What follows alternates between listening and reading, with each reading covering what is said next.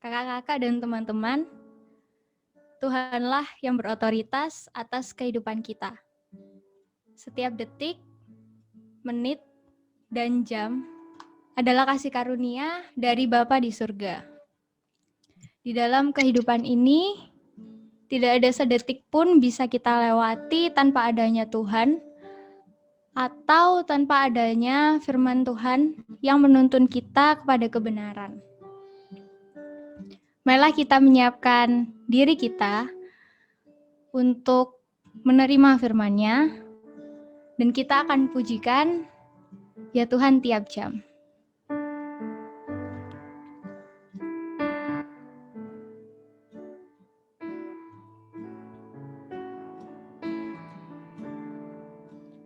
Ya Tuhan tiap jam ku memerlukan-Mu. Engkaulah yang memberi sejahtera penuh setiap jam ya Tuhan, Dikau ku perlukan, ku datang juru selamat, berkatilah.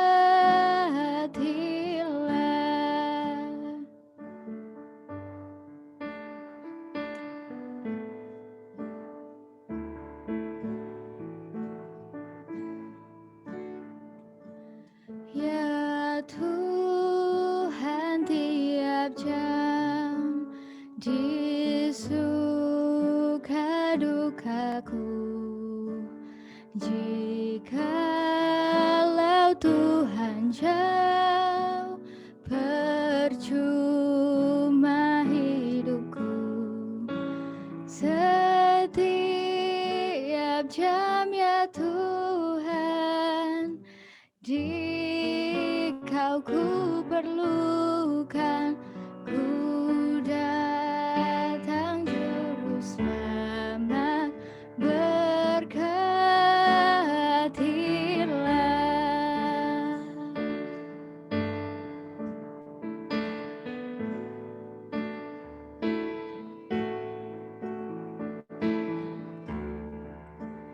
Ya Tuhan tiap jam di suka dukaku, jikalau Tuhan jauh, percuma hidupku. Setiap jam ya Tuhan, Dikau ku perlukan, ku datang juru selamat, berkatilah.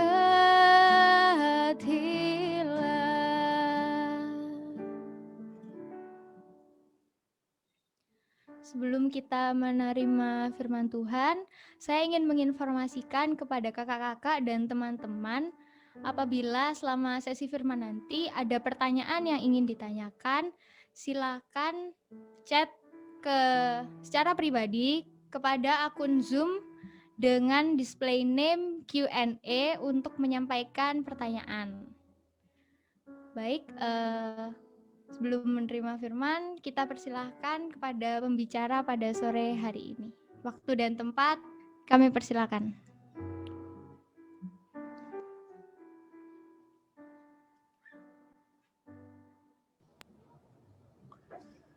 Selamat sore saudara sekalian. Kita hari ini temanya adalah tentang ini ya, ini tema yang tipikal pergumulan kita sekarang, yaitu diskusi atau mungkin even perdebatan, dialog tentang online atau offline worship ya, yang mana tema ini adalah satu tema yang baru ya untuk kita. Maksudnya kalau kita gali dari perspektif historical ya, Alkitab dan sebagainya, kita cuma bisa mempelajarinya secara indirect ya, karena mereka nggak ada pergumulan ini tentunya gitu. Maksudnya ini problem problem baru. Problem pandemi sih bukan problem baru ya kalau untuk gereja gitu. Ini terjadi di dalam zaman-zaman yang lampau, tapi problem pandemi terus kemudian berkaitan dengan online worship ya ini baru. Ini bukan sesuatu yang pernah digumulkan di dalam gereja gitu. Tapi meskipun demikian kita coba untuk merenungkan bagian ini dari perspektif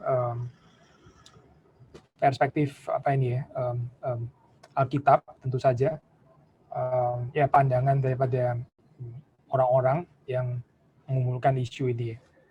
Sebelum mari kita masuk dalam doa, kita minta pertolongan dan anugerah Tuhan. Tuhan, kami bersyukur di tengah-tengah situasi seperti sekarang, Kau memberi kepada kami persekutuan, memberikan kepada kami kesempatan untuk bisa bersekutu bersama-sama meskipun bukan secara ideal, secara online, virtual.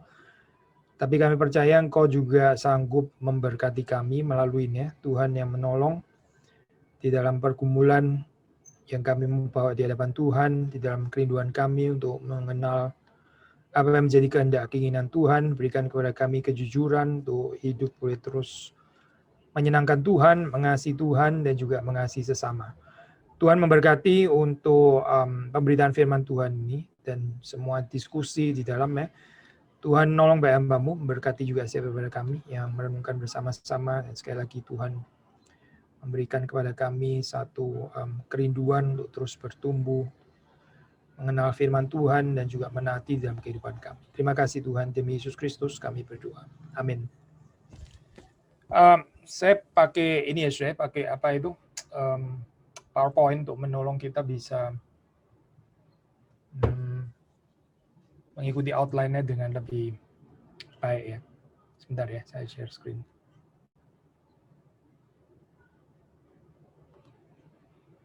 Ya, jadi sekali lagi saya temanya kita hari ini adalah tentang ya online, online atau offline worship. Saya percaya saudara sedikit banyak juga sudah mengumpulkan topik ini ya di dalam kehidupan kita gitu, baik secara personally juga secara komunal ya. Maksudnya sebagai komunitas orang yang percaya kepada Tuhan secara gerejawi. Saya mulai dengan slide yang pertama ya. Saya ini online justification, online worship justification-nya apa? Kecepatan ngomong, sorry. Online worship justification-nya apa? Advantage-nya apa gitu ya? Karena kita percaya ini juga bisa Tuhan pakai untuk menjadi sarana ya. Di tengah-tengah keadaan yang nggak ideal, tapi bukan berarti nggak ada positive points sama sekali gitu. Kapan kita bisa mengatakan bahwa kita ini ya justified gitu ya, bisa dibenarkan kita mengikuti online worship ya. Yang pertama ya, ini saya waktu kita melihat untuk sementara waktu ya, katakanlah ya pemerintah dengan alasan yang ada bijaksana maksudnya ya, bukan karena pemerintah mau menghancurkan kebebasan beragama, itu lain lagi ya ceritanya. Maksudnya kita mesti membedakan dua hal ini gitu. Waktu pemerintah karena hikmat yang kita percaya juga diterima dari Tuhan ya, untuk sementara itu menghentikan gereja untuk menyelenggarakan ibadah secara fisik. So ini berarti ya sudah kita taat di dalam hal ini ya. Sekali lagi tadi kita mengatakan bahwa kita perlu membedakan antara pemerintah yang memang ini ya hostile terhadap bukan cuma kekristenan tapi terhadap agama, katakanlah ya, hostile terhadap agama, hostile terhadap orang yang beribadah dan sebagainya. Nah, kalau keadaannya seperti itu, ya kita nggak harus menaatinya. Kita bisa ada resistance di dalam hal ini ya. Tapi nggak cocok kalau resistance ini kemudian diterapkan kepada pemerintah yang misalnya mengasihi, memperhatikan rakyatnya ya untuk alasan kesehatan sementara waktu, setidaknya gitu melarang gereja untuk mengadakan ibadah ya, lockdown atau apa gitu. Nah, kita bisa membedakan dua hal ini dengan tepat ya, karena jangan sampai terus kemudian kita pokoknya kalau pemerintah melarang saya akan tetap sesuai dengan keyakinan iman, bagaimanapun mesti ada ibadah secara fisik gitu misalnya ya, karena kita pikir itu esensial. Ya memang esensial sih, sudah betul, nggak salah gitu. tetapi kita harus bisa membedakan antara pemerintah yang menganiaya orang yang sedang beragama dengan pemerintah yang dengan bijaksana, yang kita percaya itu juga berasal dari Tuhan untuk sementara waktu, menghentikan orang untuk beribadah dengan alasan kesehatan. Misalnya ini daerahnya terlalu merah atau bagaimana ya, terlalu bahaya gitu, terlalu riskan ya untuk mengadakan pertemuan-pertemuan seperti itu. Dan ya kita justify di dalam hal ini ya, saudara boleh mengikuti online worship. Nanti kalau sudah ada bagian yang mungkin ya ada pertanyaan atau mungkin bahkan kurang convince atau apa, kita bisa discuss ya, maksudnya di kesempatan waktu tanya jawab. Yang kedua, saya tentu saja ada orang-orang yang memang betul dia itu sincerely nggak bisa datang saya kepada di dalam ibadah secara fisik ya. Alasan macam-macam ya, bisa misalnya karena dia sudah terlalu tua, nggak memungkinkan ya, dia bedridden atau sedang di rumah sakit misalnya ya, memang nggak bisa mengikuti ibadah, nggak mungkin secara fisik gitu. Sakit ya, atau juga ini saya di dalam keadaan gereja yang sedang dianiaya atau didiskriminasi, ya, sulit untuk mengadakan ibadah itu, nggak diberikan tempat untuk bisa beribadah. Nah ini adalah satu pergumulan yang real ya. Mungkin kita di Indonesia belum sampai kali saya sampai kepada penganiayaan gitu, mungkin belum kali ya. Tapi di dalam pengertian diskriminasi mungkin ada gitu beberapa tempat at least itu yang bergumul dengan bagaimana mereka berjumpa, memuji Tuhan, berdoa, ya beribadah kepada Tuhan secara fisik itu dihalang-halangi ya di dalam hal ini. So ya ini ada kesempatan di sini saya untuk mengadakan atau untuk mengikuti ya, mengikuti, kalau nggak bisa mengadakan ya paling nggak mengikuti gitu online worship. Ini bisa menjadi satu sarana yang baik juga untuk bisa cater, untuk bisa apa ya, kebutuhan daripada orang-orang seperti ini itu tetap terlayani dengan baik itu, yaitu melalui ibadah online ya, karena memang nggak memungkinkan bagi orang-orang tertentu itu untuk hadir secara fisik karena kondisi mereka ya, entah karena sakit atau karena situasi komunitas Kristen yang sedang dianiaya itu tadi. Yang ketiga, gereja di mana saudara beribadah itu nggak menyelenggarakan onsite atau offline ini ya worship. Ya entah karena alasan apa, meskipun pemerintah katakanlah sudah nggak melarang gitu ya. Kan saudara tahu nggak semua gereja, saya nggak tahu gereja saudara bagaimana gitu, tapi kayaknya memang nggak semua gereja, bahkan ketika pemerintah sudah nggak melarang pun sudah mengadakan kebaktian onsite gitu. Ada gereja yang tetap memilih untuk online ya. Dan saya juga nggak mengerti sih alasannya apa. Kalau di gereja saya ya, maksudnya gereja di mana saya melayani, itu begitu pemerintah mengatakan sudah diperbolehkan, ya kita mulai lagi dengan ibadah fisik ya. Kita mengikuti pemerintah. Kalau pemerintah bilang ya sementara tidak boleh, ya sudah kita nggak ibadah fisik dulu. Tapi kalau pemerintah sudah mengatakan sudah diperbolehkan kembali, meskipun jumlahnya katakanlah nggak boleh lebih daripada 50% gitu ya untuk menjaga kesehatan dan sebagainya, ya kita mengadakan kembali, meskipun di dalam kenyataannya mungkin di dalam gereja di dalam gereja kami kita lebih ketat sih sebetulnya, nggak sampai 50% ya, mungkin hitungan 30%, intinya less daripada 50%, sehingga jarak itu bisa diatur lebih berjarak gitu, lebih ada distance satu dengan yang lain ya, untuk menghindari close contact dan sebagainya.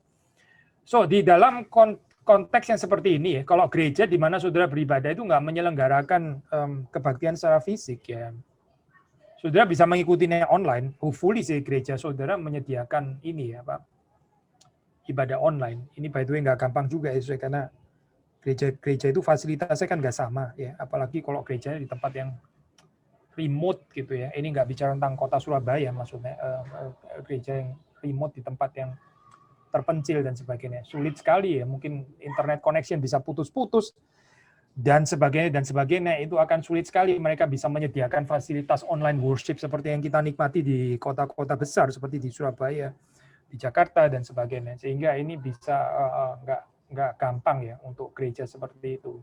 Jadi kompleks ya pergumulannya gitu. Jemaatnya juga bisa tertelan secara at least online worship oleh gereja-gereja yang lebih besar atau lebih populer gitu ya.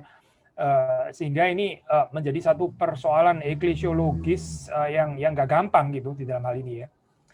Ya, either saudara mengikuti gereja saudara yang mengadakan online worship itu hopefully ada, atau ya saudara bisa bergumul juga etis untuk sementara waktu ya, untuk sementara waktu. Kenapa saya katakan sementara waktu?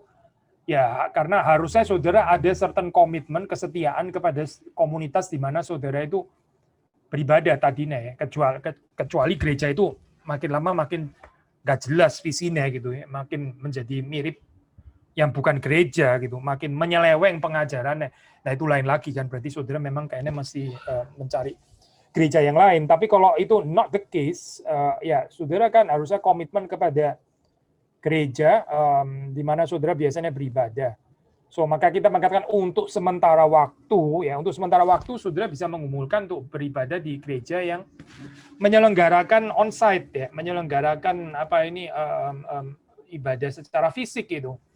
Ya saudara bisa datang ke sana karena terus terang saya memang online worship itu ntar ada bagian tersendiri, itu bagian online worship punya keterbatasannya sendiri gitu ya, punya limitasinya ya, punya ketidaksempurnaannya sendiri itu di dalam online worship ini, sehingga kalau saudara mau mengumpulkan datang ke gereja yang mengadakan ibadah fisik itu nggak harus salah gitu ya, karena saudara mau menikmati ya, dan saudara juga mau berpartisipasi juga secara bodily gitu dalam hal ini, bukan cuma spiritually saja ya, tapi juga secara bodily itu penting bagian ini. So either saudara again mengikuti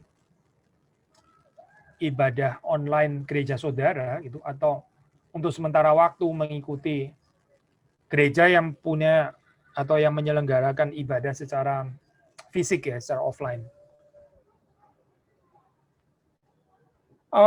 Advantage yang lain, saya kita tahu dengan keadaan seperti sekarang ya, ini ya kita bisa lebih mengerti apa artinya bahwa ya gereja itu memang nggak dibatasi oleh ruang ya, nggak dibatasi oleh gedung. Ya tentu kalimat ini bisa ditafsir secara salah ya, maksudnya di dalam pengertian anti bodily fellowship, tentu saja nggak harus ke sana tafsirannya gitu. Tapi kita melihat positifnya saja lah saya, di dalam arti bahwa ya ada orang-orang yang tadinya itu nggak terjangkau ya, yang nggak bisa ditampung di dalam gedung gereja kita, yang nggak peduli berapa besarnya, tetap terbatas gitu kan ya. Saya nggak tahu gedung gereja saudara bisa menampung berapa orang gitu, mungkin berapa ratus, berapa puluh, atau mungkin ada yang berapa ribu, or even berapa belas ribu gitu. Bagaimanapun itu tetap terbatas kan ya. Saudara bisa melihat di sini waktu gereja-gereja itu yang ada kesempatan mereka bisa mengadakan online worship, bisa menjangkau jauh lebih banyak orang memang di dalam hal ini ya. Ya ini berkat Tuhan lah saya, berkat Tuhan. Tadinya yang misalnya, ya, saya bukan bicara cuma ibadah, tapi juga Bible study, pemahaman Alkitab ya, atau seminar-seminar, atau ya apa lah ya ini ya, kegiatan gereja yang lain gitu. Ya, biasanya cuma bisa dinikmati oleh anggota atau pengunjung tetap daripada gereja itu, sekarang bisa menjadi berkat secara lebih besar gitu ya. Bisa dinikmati oleh lebih banyak orang. Ini tentu saja adalah berkat Tuhan, ini sesuatu yang positif, ini adalah advantage daripada online worship ya. Di sini kita bisa melihat bagaimana Tuhan itu indeed bekerja memang transcends, melampaui batasan tempat ya. Ini melampaui batasan ruang gitu.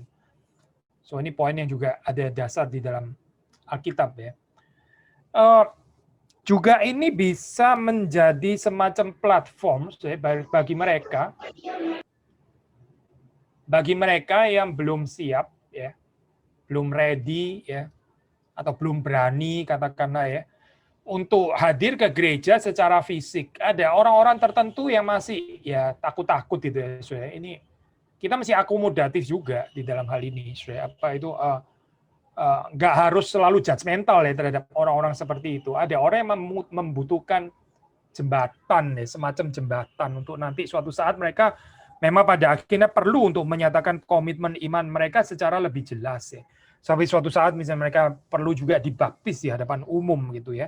Ditantang untuk mengakui iman kepada Yesus Kristus di hadapan umum secara fisik. Tentu ada waktunya untuk itu ya, ada saatnya. Tapi sebelum itu ya ini bisa menjadi semacam jembatan, saya bisa menjadi semacam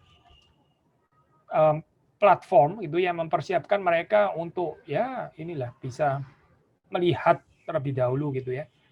Gimana sih sebetulnya ibadah Kristen itu ya. Saya nggak mau pakai istilah window shopping ya, saya kalau pakai istilah window shopping ini kayak kesannya kok kayak jelek gitu ya. Even kita apa ini, saya nggak tahu di saudara tempat waktu kuliah gitu ada window shopping juga nggak sih? 2 kali datang terus setelah itu saudara nggak perlu ini ya ambil keputusan mau ambil mata kuliah itu atau tidak gitu ya, itu window shopping gitu. Of course kita nggak harus pakai istilah ini ya atau konsep ini gitu, nggak harus dilihat sebagai window shopping sebagai orang yang cuma sekedar jalan-jalan pergi ke supermarket tuh lihat-lihat gitu ya, ini Vanity Fair kayaknya banyak pilihan gitu ya.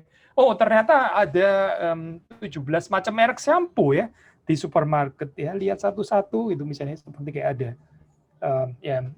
ratusan gereja juga yang kita bisa lihat-lihat gitu.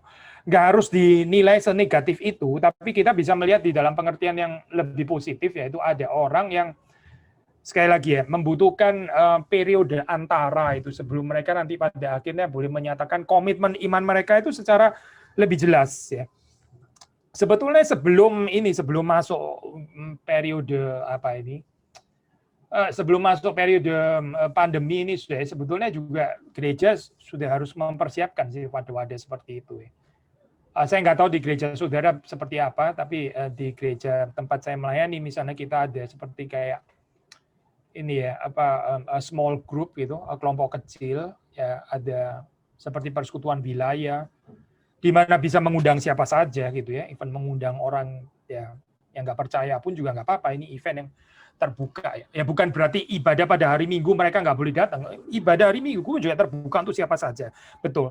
Tapi biasanya saya ada orang-orang itu yang enggan deh. Mereka itu rasa awkward kalau mereka harus langsung datang menyatakan diri datang ke ibadahnya orang Kristen itu sepertinya gimana. Tapi mungkin mereka waktu ada acara persekutuan wilayah, ulang tahun saudara atau apa gitu ya, persekutuan rumah tangga atau whatever istilahnya, mereka diundang datang tetangga, ya mereka bisa datang ke sana. Itu kan semacam jembatan saya. Nah, di situ kita juga menyaksikan ya kepercayaan kita gitu, bukan dengan paksaan tentu saja gitu ya, tapi menyaksikan dengan apa dengan bebas ya, joyfully, persuasif dan sebagainya. Tentu saja kita juga berharap ya dia yang tadinya belum mengenal Tuhan bisa dicelikkan matanya, terus kemudian bisa menyatakan diri sebagai orang yang berkomitmen. Suatu saat ya kita berharap mereka bisa datang ke kebaktian minggu.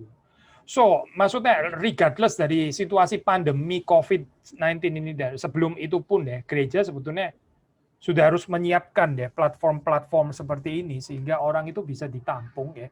Ada seperti kayak apa ya, step-stepnya sebelum orang itu dibaptis dan mengakui iman mereka secara publik di dalam hal ini.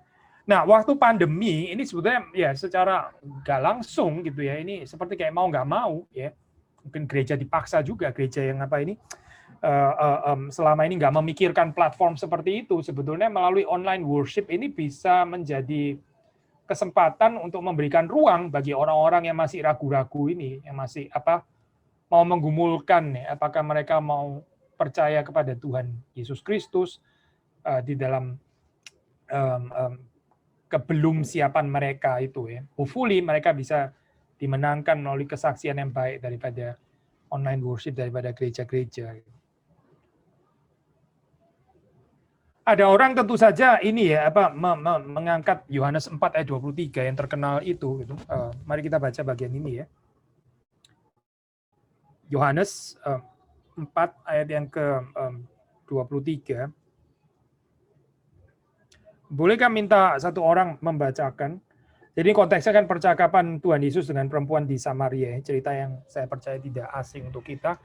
Boleh unmute dulu itu, terus kemudian baca Yohanes 4 ayat 23.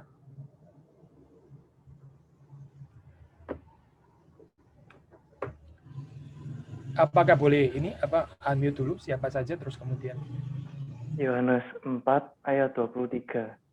Tetapi saatnya akan datang dan sudah tiba sekarang, bahwa penyembah-penyembah benar akan menyembah Bapa dalam roh dan kebenaran, sebab Bapa menghendaki penyembah-penyembah demikian. Ya sudah, kalau sudah melihat konteksnya ini kan cukup jelas ya di sini di dalam 4 ayat 23 itu kita bisa membaca ini ya di ayat-ayat sebelumnya itu. Di situ bagaimana perempuan yang ini ya sepertinya sedang mengelak gitu. Mengelak terus kemudian dengan bawa semacam diskusi teologis itu supaya dosanya itu somehow nggak dibicarakan, jadi tetap terselubung dan sebagainya. Dia berdalih di dalam ayat ke-19 kalau sudah baca di situ. Tuhan nyata sekarang padaku bahwa engkau seorang nabi, ya. Karena sebelumnya apa, Zoe? Sebelumnya Yesus membicarakan tentang masa lampaunya dia yang nggak terlalu enak itu ya untuk diketahui. Tepat katamu bahwa engkau tidak mempunyai suami, sebab engkau sudah mempunyai 5 suami, dan yang ada sekarang padamu bukanlah suamimu, itu ya. Wah, ini seperti kayak ditelanjangi ya sebetulnya gitu ya, kelemahannya gitu. Tapi Tuhan Yesus sangat very subtle ya. Yang menarik di dalam kalimat terakhir kan dikatakan di dalam hal ini engkau berkata benar ya. Itu menegur tapi ada pujiannya ya. Ini seninya tinggi sekali ya. Menegur dan nggak kasar ya, menegur nggak maki-maki ya. Di dalam menegur tapi masih bisa fair ya, terhadap kelebihannya ya, kejujurannya. Di dalam hal ini engkau berkata benar. Tapi ini juga bukan Yesus sedang menjilat, tidak. Ini bukan menjilat, bukan. Yesus mengatakan apa adanya ya. Yesus membongkar sebetulnya ya dosa daripada perempuan Samaria ini gitu. Terus kemudian mendengar kalimat ini baru kemudian perempuan itu berkata kepada Tuhan Yesus, nyata sekarang padaku bahwa engkau seorang nabi gitu ya. Instead of dia jadi membicarakan tentang dosanya, kebutuhan tentang pengampunan, dia malah ternyata engkau nabi. Ini seperti kayak melakukan pengalihan perhatian gitu ya.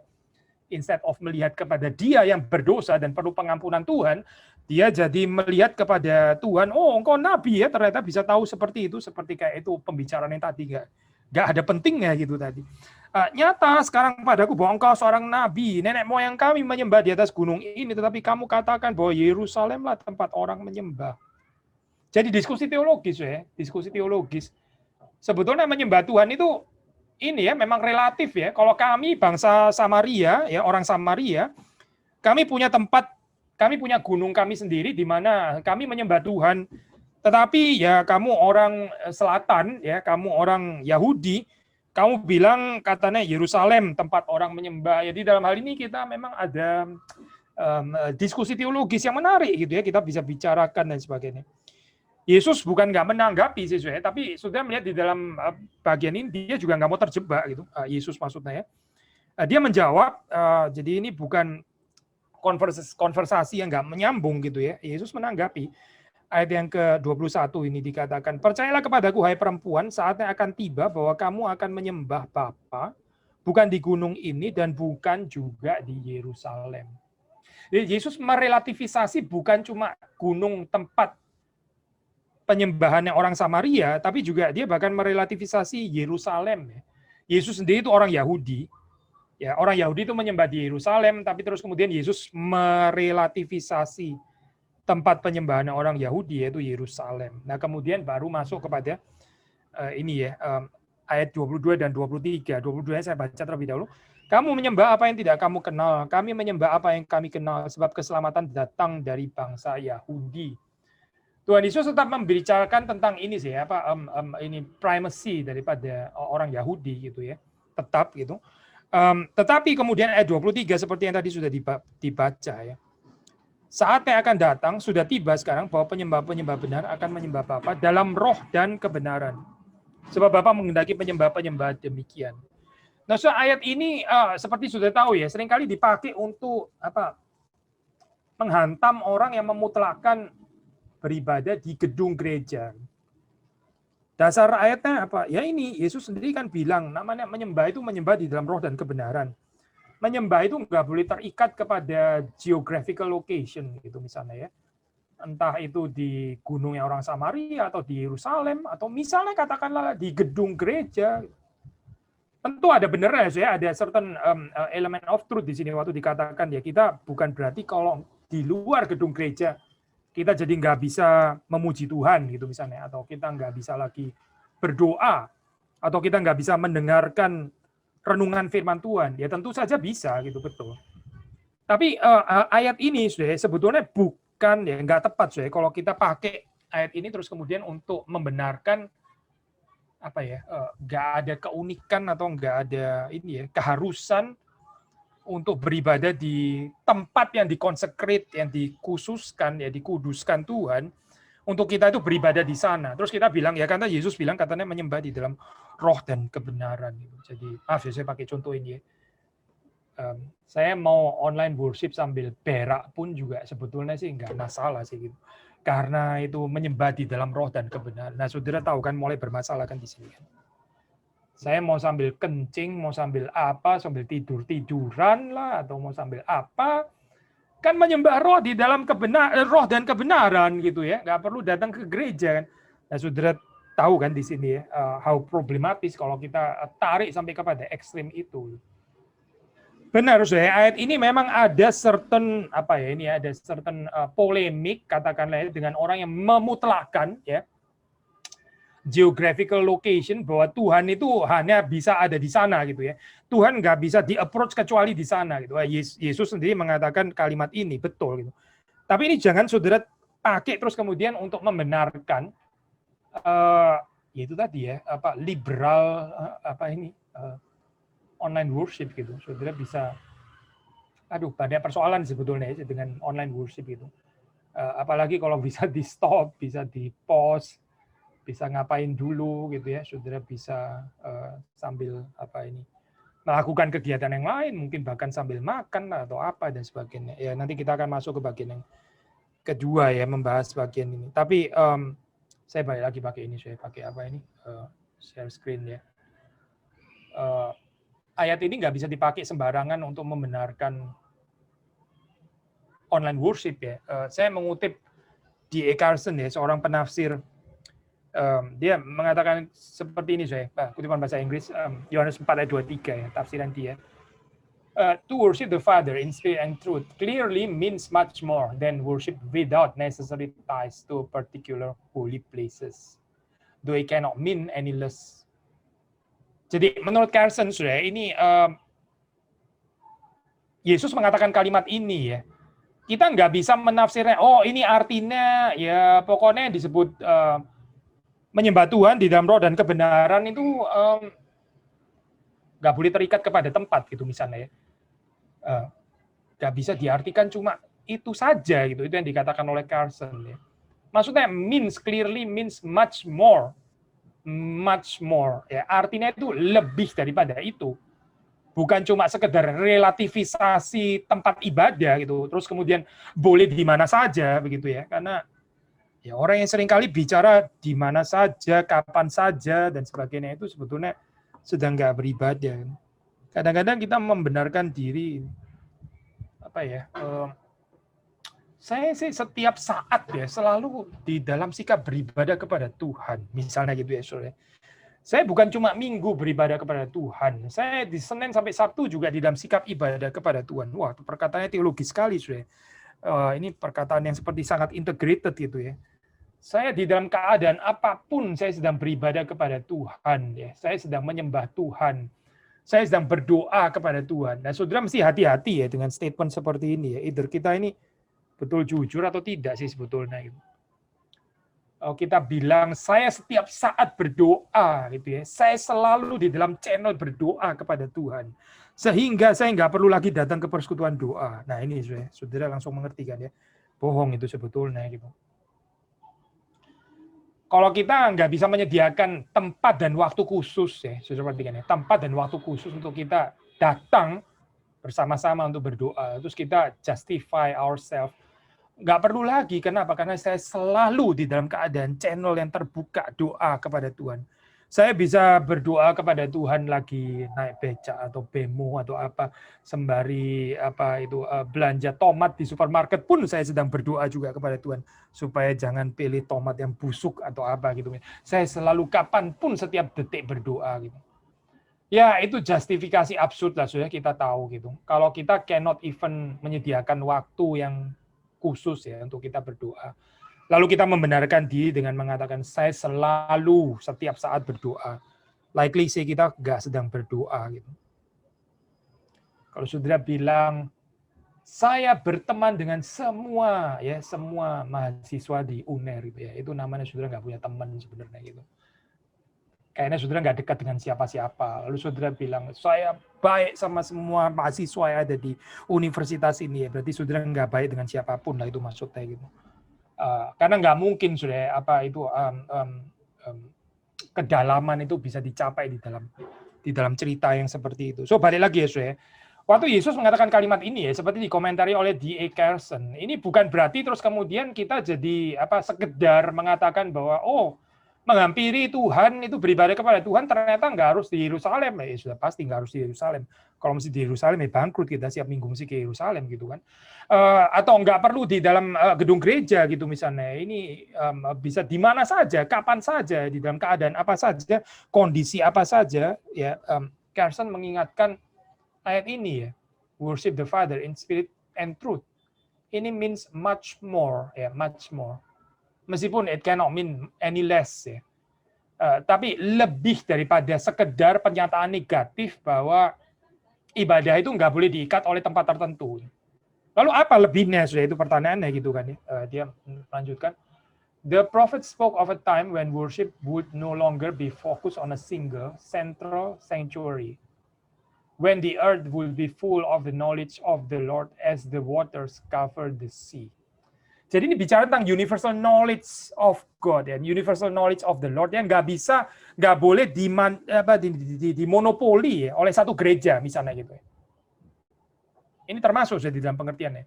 Nggak boleh ada satu gereja pun yang memonopoli pengenalan akan Tuhan itu melalui ya, kita ini agen tunggalnya pengenalan akan Tuhan itu nggak mungkin gitu, karena ini bicara universal knowledge of God. Akan ada banyak centers ya. Bukan central sanctuary one single central sanctuary, tidak. Tapi ada banyak gereja gitu, di mana Tuhan bisa hadir di sana. Itu juga termasuk artinya. Lalu di kitab Wahyu ya, the Apocalypse concludes with the vision of the consummated kingdom, the New Jerusalem, Yerusalem yang baru, in which there is no temple to be found. Because the Lord God Almighty and the Lamb are its temple. Kalau sudah membaca dalam kitab Wahyu itu, pasal 21 ayat 22 dikatakan gitu ya. Nggak ada lagi di situ bait suci. Gitu. Karena apa? Ya karena Kristuslah sang anak domba itu, yaitu tempelnya. Jadi saudara melihat di sini ya, ini bukan berarti terus kemudian nggak perlu lagi datang ke gereja, terus kemudian terserah saudara ya, mau beribadah dimanapun dengan sikap apapun gitu. Tapi di sini tempat ibadah itu direlativisasi karena Kristus adalah fulfillment-nya. Kristus itu adalah pemenuhannya. Kita nggak bisa menggantikan ketidakhadiran kita di dalam tempat ibadah itu ya dengan our autonomous freedom. Sekali lagi ya, kita nggak bisa menggantikan kewajiban kita ya untuk hadir di dalam tempat ibadah yang tertentu itu ya. Lalu kita gantikan dengan our individual liberal freedom ya. Terserah gua dong, suka-suka gua dong, gua datang ke gereja atau kagak gitu ya. Mau online kah, offline lah dan sebagainya itu kan terserah saya. Itu saudara bukan mengerti Kristus sebagai fulfillment-nya the temple, tapi saudara menempatkan diri saudara sendiri sebagai the fulfillment of the temple. Ini menggeser posisinya Kristus berarti gitu. Kalau kita mengerti Kristus adalah fulfillment-nya, nah kita mengerti Tuhan ya, itu hadir secara khusus ya di tempat tertentu yang memang dikonsecrate untuk itu. Di dalam hal ini ya gereja saudara, sejauh gereja itu setia kepada Kristus ya, maksudnya tentu saja ini harus diasumsikan gitu. itu adalah tempat yang khusus yang Tuhan tuh berkehendak untuk hadir di sana gitu, dan saudara dipanggil untuk hadir di sana ya, karena Tuhan itu secara khusus ya hadir di sana. Ini bukan berarti Kristus jadi nggak hadir di tempat yang lain, bukan ya saudara, tapi Tuhan tuh hadir secara khusus di sana ya, pada waktu yang khusus dan tempat yang khusus. Begini saudara, ntar kita masuk di dalam ini ya, problem yang kita hadapi gitu. Ada gereja ya, ini yang menyediakan waktu ibadah itu seperti kayak jam gedung bioskop ya. Hampir setiap jam ada gitu, atau at least 2 jam sekali lah gitu misalnya. Oke lah, ini kalau memang di dalam spirit memang apa ya, jemaatnya banyak sekali ya, itu positif lah ya, nggak harus negatif. Tapi saya khawatir efeknya itu bukan itu sih, tapi efeknya adalah membuat orang itu jadi bisa memilih ya kapan saja dia itu mau beribadah. Jadi ini bukan kita yang masih menyediakan waktu ya untuk beribadah kepada Tuhan di tempat yang khusus dan di waktu yang khusus, tapi kita jadi adalah orang yang berdaulat gitu. Kita jadi orang yang apa ya, ada autonomous freedom. Terserah saya gitu. Seperti saudara mendengarkan ini ya, musik ya. Itu kan terserah saudara kan ya. Kalau saudara bedanya apa mendengarkan musik di di gadget saudara ya, dengan saudara datang ke concert hall gitu misalnya. Nah, kalau saudara datang ke concert hall, ya saudara mesti mengikuti jam konsernya kan, betul kan saudara? Saudara nggak bisa main-main datang ke gitu terus kemudian, ayo saya sudah datang, ayo dong mana orkestranya, main sekarang, karena saya sedang datang di sini, ayo dong main, karena saya sudah datang sekarang. Nggak bisa dong saudara kayak begitu. Saudara harus mengikuti waktunya, jam pementasan di sana gitu. Saudara harus berkorban, saudara menyangkal diri, saudara rendah hati, saudara submit, ya, saudara menundukkan diri ya, ya di jadwalnya jam konser itu gitu. Nah, lain halnya kalau saudara mendengarkan musik via apa ya, gadget saudara gitu. Ya, saudara mendengarkan at your own convenience gitu kan. Terserah saudara. Saya rada khawatir sudah dengan ini ya, model apa ini, ibadah online yang terus kemudian menjadikan kita ini jadi kita yang memilih akhirnya gitu. Bukan kita yang diberikan kesempatan oleh Tuhan gitu ya, waktu yang khusus, tempat yang khusus, tapi kita yang jadi merasa apa ini, otonom gitu. Kita merasa kita yang ya kita yang punya hak untuk menentukan yang mana saya mau dengarkan dan kapan dan di tempat seperti apa ya. Di sofa atau sambil tidur-tiduran atau apa dan sebagainya. So jangan lupa ya, yang menggantikan tempel ini ya, kalaupun Yesus merelativisasi tempat ibadah, sanctuary itu direlativisasi, dia menggantikan dengan dirinya sendiri. Dia bukan menggantikan tempat ibadah itu dengan diri saudara dan saya, bukan loh. Yesus nggak bilang sekarang nggak usah lagi di Yerusalem dan di gunungmu di asrama. Lalu apa Tuhan? Ya terserah kamu lah gitu. Choose your own temple gitu. Oh tidak, saya nggak ada itu. Kok kalimat itu nggak ada di sini. Pilihlah tempatmu sendiri gitu ya. Terserah suka-suka lu lah gitu. Oh nggak ada, saya itu prinsip itu nggak ada. Kenapa di sini direlativisasi? Karena yang menggenapi itu adalah pribadi Yesus Kristus. Bukan your and my autonomous freedom. Ya, autonomous self. Nggak ada saya, itu nggak ada tempatnya di sini. Dan melanjutkan D.A. Carson ya, the fulfillment of that vision has not yet arrived in its fullness. Jadi anyway, kita masih di dalam dunia ini kan belum pengenapan daripada kitab Wahyu. Jadi selama kita masih berada di dalam dunia ya kita masih tergantung kepada tempat dan waktu yang khusus ini. Nanti di sorga ya nggak perlu ada lagi tempel, betul, karena Yesus itulah tempelnya, betul. Tapi itu kan eskatologis kan sudah nanti gitu. Ini kan belum. Kita di sini kan has not yet arrived di dalam fullness itu ya.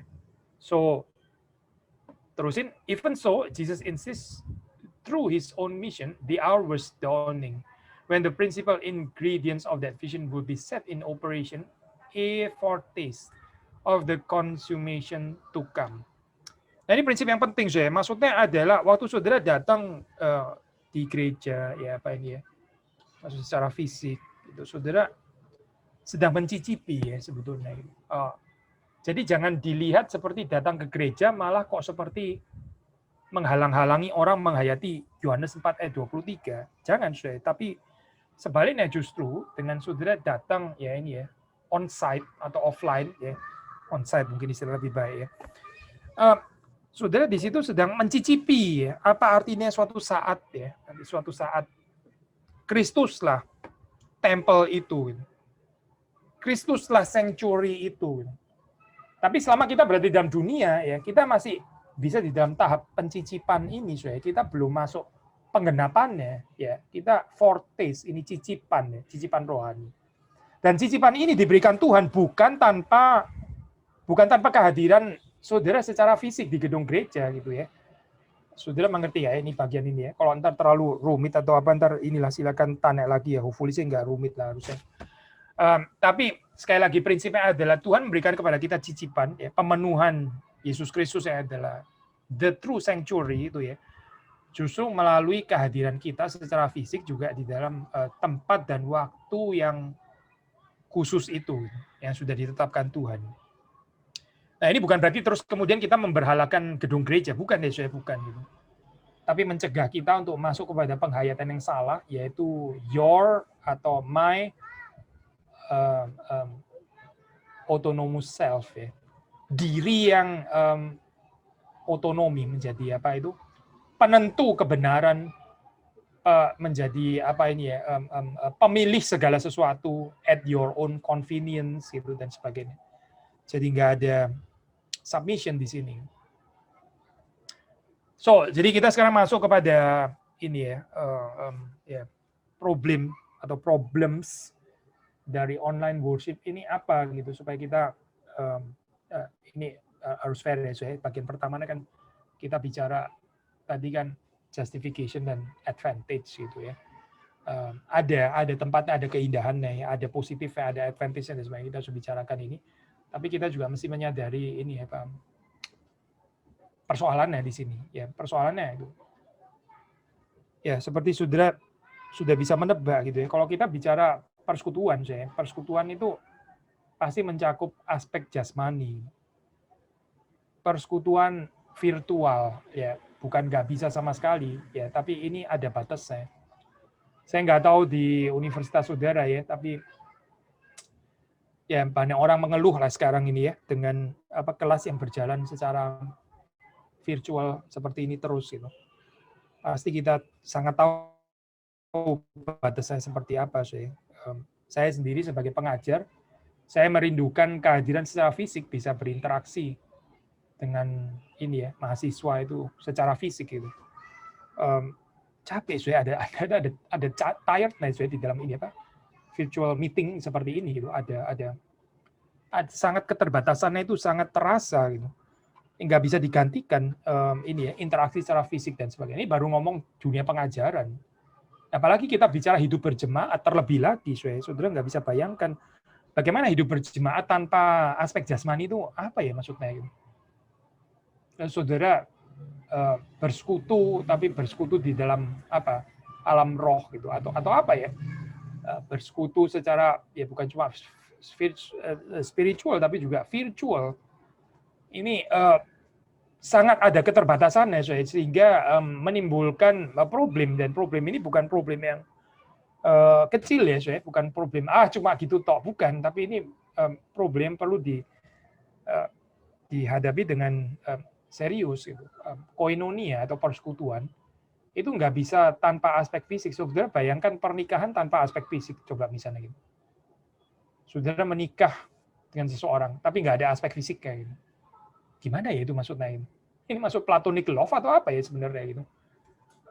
Nggak bisa kan saya itu unthinkable gitu.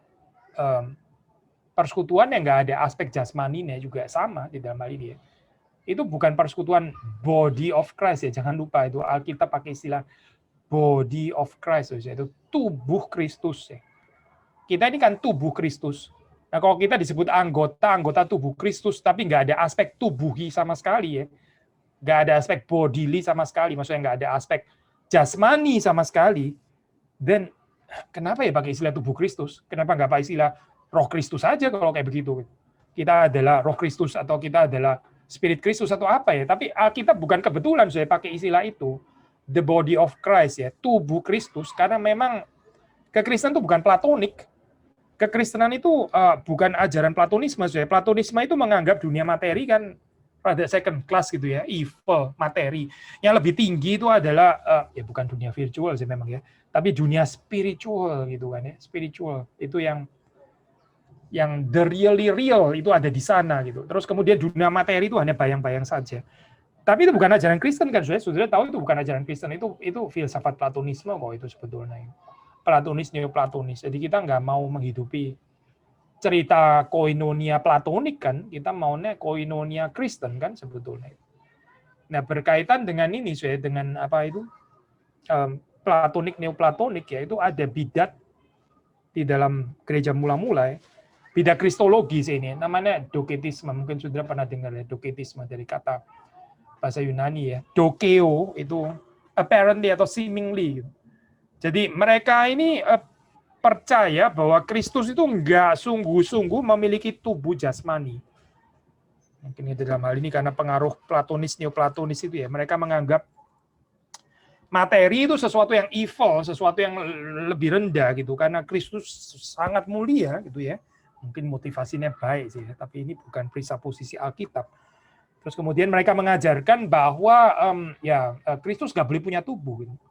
Kristus kalau punya tubuh dia jadi kurang mulia. Jadi kelihatannya ya, seemingly, apparently dia itu seolah-olah seperti punya tubuh, padahal sebetulnya dia tetap roh, gitu ya. Dia tetap adalah spiritual gitu. Yaitu ajaran doketisme. Doketisme itu termasuk ajaran bidat ya. Mengapa? Karena Yohanes dengan jelas mengatakan bahwa inkarnasi itu real. Logos itu sungguh-sungguh menjadi daging, sama seperti kita, dia diam di antara kita ya. Bukan sebagai platonic entity ya, yang berjalan rada ngawang-ngawang di dunia gitu ya. So ini kristologi doketik ini bermasalah, sudah.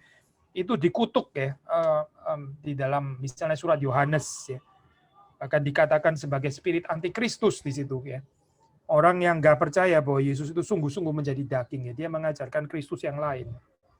Nah, mungkin kita waktu bicara ini ya, sudah Pak, kristologi kita bisa agree. Oh iya, saya juga setuju. Itu adalah ajaran bidat. Tentu saja kita percaya Yesus inkarnasi. Tentu saja kita percaya Yesus itu mempunyai tubuh ya, ada aspek ketubuhan ya di dalam kehidupan Yesus. Tapi bagaimana dengan eklesiologi kita, sudah? Kalau di dalam pikiran orang gereja mula-mula itu semuanya itu integrated ya. Kita nggak bisa kristologinya sih menolak doketik, tapi terus kemudian eklesiologinya rada-rada bau doketik seperti ini ya. Eklesiologi platonik. Oh kalau kristologi saya percaya Yesus sungguh-sungguh ada tubuh itu saya percaya. Tapi eklesiologi ya nggak harus lah ya. Nggak harus lah. Kita bisa berjumpa di dalam alam roh juga oke kok gitu. Kita bersekutu secara spiritual juga oke kok. Nggak ada bodily, nggak apa-apa gitu. Nah ini eklesiologi doketik namanya. Ini nggak kompatibel ya dengan penolakan terhadap doketisme kristologis tadi. Kalau kita menolak, ya kita condemn kristologi doketis, ya kita harusnya sewajarnya condemn eklesiologi doketis. Apa itu eklesiologi doketis? Ya itu orang yang persekutuannya itu nggak ada konkretisasinya gitu. Di dalam surat Yohanes ya, waktu membicarakan tentang kasih, itu kan sangat real ya. 1 Yohanes membicarakan tentang kasih, itu sangat real. Ya. Itu kasih akan saudara-saudara, ya. Ini sesuatu yang konkret. Bukan di dalam wilayah rencana atau wilayah ide gitu misalnya ya. Ya wilayah ide itu platonik gitu. Tapi Yohanes mengajarkan ya, kalau kita melihat saudara kita dalam keadaan kekurangan, ya kita ini berkewajiban untuk membagi harta kita. Nah ini baru eklesiologi yang bukan doketisme. Tapi kalau persekutuan kita semuanya virtual, spiritual, dan sebagainya, dan nggak ada perjumpaan secara jasmani, ini persekutuan seperti ini tendensi menuju kepada ya ini eklesiologi doketisme sebetulnya gitu. Yang mana sebetulnya bukan merupakan ajaran Alkitab ya. So hati-hati. Yang berikutnya juga ini ya, saudara perhatikan di sini ya, waktu kita misalnya mengikuti online worship gitu ya, itu kita bisa cenderung menjadi peserta yang pasif. Padahal kalau kita belajar di dalam ibadah reformatoris ya, ini yang diperjuangkan oleh Luther, Calvin, Zwingli ya, para reformator gitu, mereka itu menghendaki ibadah itu di mana orang-orang percaya itu juga ikut berperan di dalamnya. Jadi bukan hanya secara pasif. Tentu saja ada aspek pasif ya, nggak salah gitu. Kita menerima berkat Tuhan, kita mendengar firman Tuhan. Nah ini aspek yang pasif dalam pengertian kita menerima dan kita diberkati, kita disegarkan. Ini semuanya pasif ya. Saya bukan berarti ibadah nggak ada aspek pasifnya sama sekali ya. Kalau ibadah semuanya aktif nggak ada pasifnya, itu namanya kecongkaan gitu. Tapi begini saya, poinnya ibadah itu nggak bisa tanpa partisipasi kita. Gitu. Ibadah itu nggak bisa tanpa keaktifan kita. Dan saudara tahu waktu saudara online worship ya, sulit loh sebetulnya itu untuk tidak menjadi pasif ya. Gitu. Dan waktu saudara hadir secara on-site gitu misalnya, itu keaktifan saudara di dalam ibadah misalnya, waktu kita memuji Tuhan, itu juga memberkati orang di sekitar kita, betul kan? Waktu saudara menyanyi, waktu saudara berdoa, ya, itu kan memberkati orang di sekitar saudara. Gitu. Orang yang lain juga bisa menyaksikan itu, ya, diberkati. Tapi kalau saudara melakukan ini, katakanlah saudara bilang, ya saya tetap aktif juga kok Pak. Waktu di rumah saya ini online worship saya juga aktif, saya aktif menyanyi kok, saya nggak diem saja. Ya, oke, saudara misalnya aktif. Tapi ini aktif yang terus kemudian jadi garing ya, saudara. Ini saudara yang menyanyi sendiri, ya saudara yang dikuatkan sendiri, saudara menghibur sendiri. Penghiburnya siapa? Saya. Yang dihibur siapa? Ya saya juga, begitu misalnya. Jadi saya menghibur saya, gitu. Tapi kalau saudara datang secara fisik kan berbeda. Saudara datang di sana, ada orang yang langsung bisa benefited di situ ya, mendapatkan manfaat daripada kehadiran saudara, termasuk melalui keaktifan saudara di dalam ibadah tersebut kan. Jadi itu sesuatu yang bisa hilang gitu dalam hal ini. Ya aspek komunal termasuk ya, saudara boleh tambahkan ya selain ini. Aspek komunal ya, rada hilang di dalam online worship. Ibadah yang bisa cenderung menjadi pasif. Berdekatan dengan ini ya. Ibadah yang saudara akhirnya jadi menonton ya, ini apalagi kita pakai gadget, pakai TV dan sebagainya gitu ya, media ini kan. Ya saudara literally menonton kan di situ kan, betul. Padahal sekali lagi ya, kita sebagai jemaat itu kita nggak boleh jadi penonton kan. Ya saudara tahu ini terlepas daripada COVID nggak COVID lah, saya ada orang datang ke gereja itu literally menonton gitu. Ya dia datang fisik lah ya, tapi dia itu menonton gitu, menonton orang melayani, menonton orang memuji Tuhan, menonton orang berkhotbah dan sebagainya. Dia nggak pernah mau diajak pelayanan deh. Karena apa? Karena sikapnya itu penonton, dia bukan tuan rumah. Dia seperti nggak ikut memiliki gereja itu ya. Dia datang sebagai tamu. Dia datang sebagai yang disambut saja gitu ya. Ya, literally penonton saya. Ini orang yang nggak bertumbuh kan, sudah tahu kehidupan orang seperti itu nggak bertumbuh. Ya memang saya ini kebudayaan menonton ya, ini orang Kristen penonton. Ini memang bisa terjadi bahkan waktu orang datang secara fisik sekalipun bisa punya mentalitas seperti ini. Setuju betul gitu. Tapi perhatikan saya, lebih lagi ya,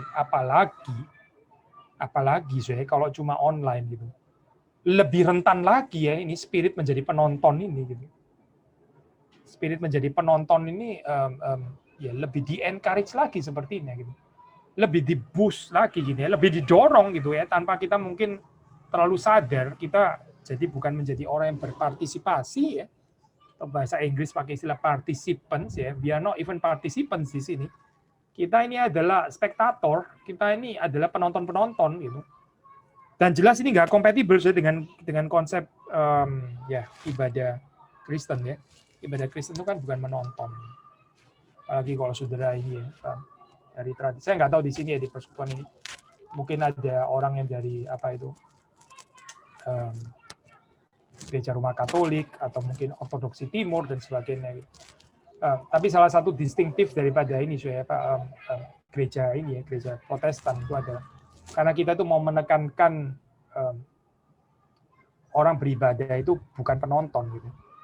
tapi dia harusnya itu berpartisipasi kan. Dan sekarang gereja Roma Katolik sudah banyak berubah ya, dipengaruhi oleh reformasi juga gitu. Secara tidak langsung ya dalam hal ini, nggak seperti dalam zaman dulu di mana jemaatnya itu ya lebih seperti penonton di dalam hal ini ya, menyaksikan saja gitu. Saya pernah datang di ini waktu suatu saat berkunjung di Saint Petersburg ya, di Rusia, lalu sempat masuk ke gereja di sana ya, bukan gereja Protestan pasti gitu. Lalu orang yang hadir di sana itu ya dia berdiri, luar biasa saya berdiri itu mengagumkan. Kalau kita orang Protestan duduk sudah gitu ketiduran lagi, mereka berdiri ya, susah ketiduran tuh orang berdiri, kecuali seninya tinggi ya, tidur sambil berdiri. Nah ini berdiri tapi ya berdirinya mengagumkan ya ini ya, bisa fokus tetap ikut gitu. Tapi terus kemudian ya basically di situ apa ya dia melihat saja gitu, melihat apa yang dilakukan imam yang sedang menjalankan ya misa atau apa di situ. Tapi dia berdiri gitu, dia nggak ikut menyanyi ya, sudah ada yang menyanyi waktu menyanyi ya dia dengar saja, dia nggak ikut menyanyi gitu. Ya boleh dikatakan hampir semuanya itu ya dari awal sampai akhir dia menonton saja gitu.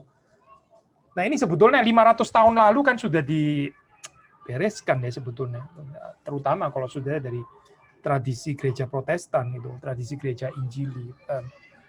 Tapi online worship ini bisa berbahaya membawa kita ke sana lagi, seperti kayak balik 500 tahun lalu ke belakang ya, menjadikan kita orang-orang Kristen yang menonton. By the way, saya ini saya bawaan firman Tuhan seperti ini ya, cuma sebagian saja ya yang pakai kamera dan saya bisa lihat. Sebagian pasang foto, lumayan lah ada foto ya. Sebagian itu cuma blok hitam dengan tulisan putih namanya gitu. Ini mirip seperti batu nisan ya saya. Nggak tahu orang ini dibaliknya ini masih hidup atau tidak gitu. Bukan nggak boleh sih, saya bukan sedang ngamuk-ngamuk by the way, bukan itu. Tapi saudara mengerti kan ya, ini apa itu persoalannya gitu. Saudara itu seperti kayak dikondusikan ya, dibuat menjadi di dalam satu situasi kondusif di mana saudara menonton memang gitu. Di mana saudara menonton, saudara boleh engage, boleh nggak engage, nggak apa-apa gitu ya. Nggak ada orang yang tahu anyway gitu. Pembicara juga nggak tahu, teman saya yang lain juga nggak tahu, semuanya nggak tahu. Dan bukan cuma di dalam ini kan, di dalam online worship, tapi juga di dalam kelas, lecture dan sebagainya. Ya, banyak orang juga mematikan kamera, nggak tahu dia lagi ngapain, sambil snacking atau apa, kita nggak ada yang tahu. Ada juga yang kamera dinyalakan, tapi kamera dinyalakan seperti ini. Nah ini ya, coba kelihatan jidatnya doang gitu, juga nggak terlalu membantu. Ini sebetulnya apa ya? Dia mengatakan bahwa jidatnya besar dan agak sedikit mirip Einstein atau apa ya, sebenarnya kita juga nggak ngerti poinnya apa gitu. Kita nggak bisa melihat batang hidungnya gitu ya, nggak kelihatan batang hidungnya. Padahal yang penting itu bukan jidat tapi batang hidung gitu misalnya. Ini ya situasi-situasi yang rather unfortunate ya, seperti saudara tahu gitu. Ada banyak masalah sebetulnya gitu. Despite ada kelebihan ya, to be fair ada kelebihan betul. Saya balik lagi ke ini ya, saya ke PowerPoint. Bahaya kekristenan yang konsumeris ya, konsumeris ini semuanya connected ya. Ini pasif, menonton, konsumeris ya. Konsumeris di dalam pengertian apa ya, saudara mencari produk yang ya, saudara bisa nikmati gitu. Tapi kita nggak even think bagaimana kita itu berbagian, kita memberi, melayani ya.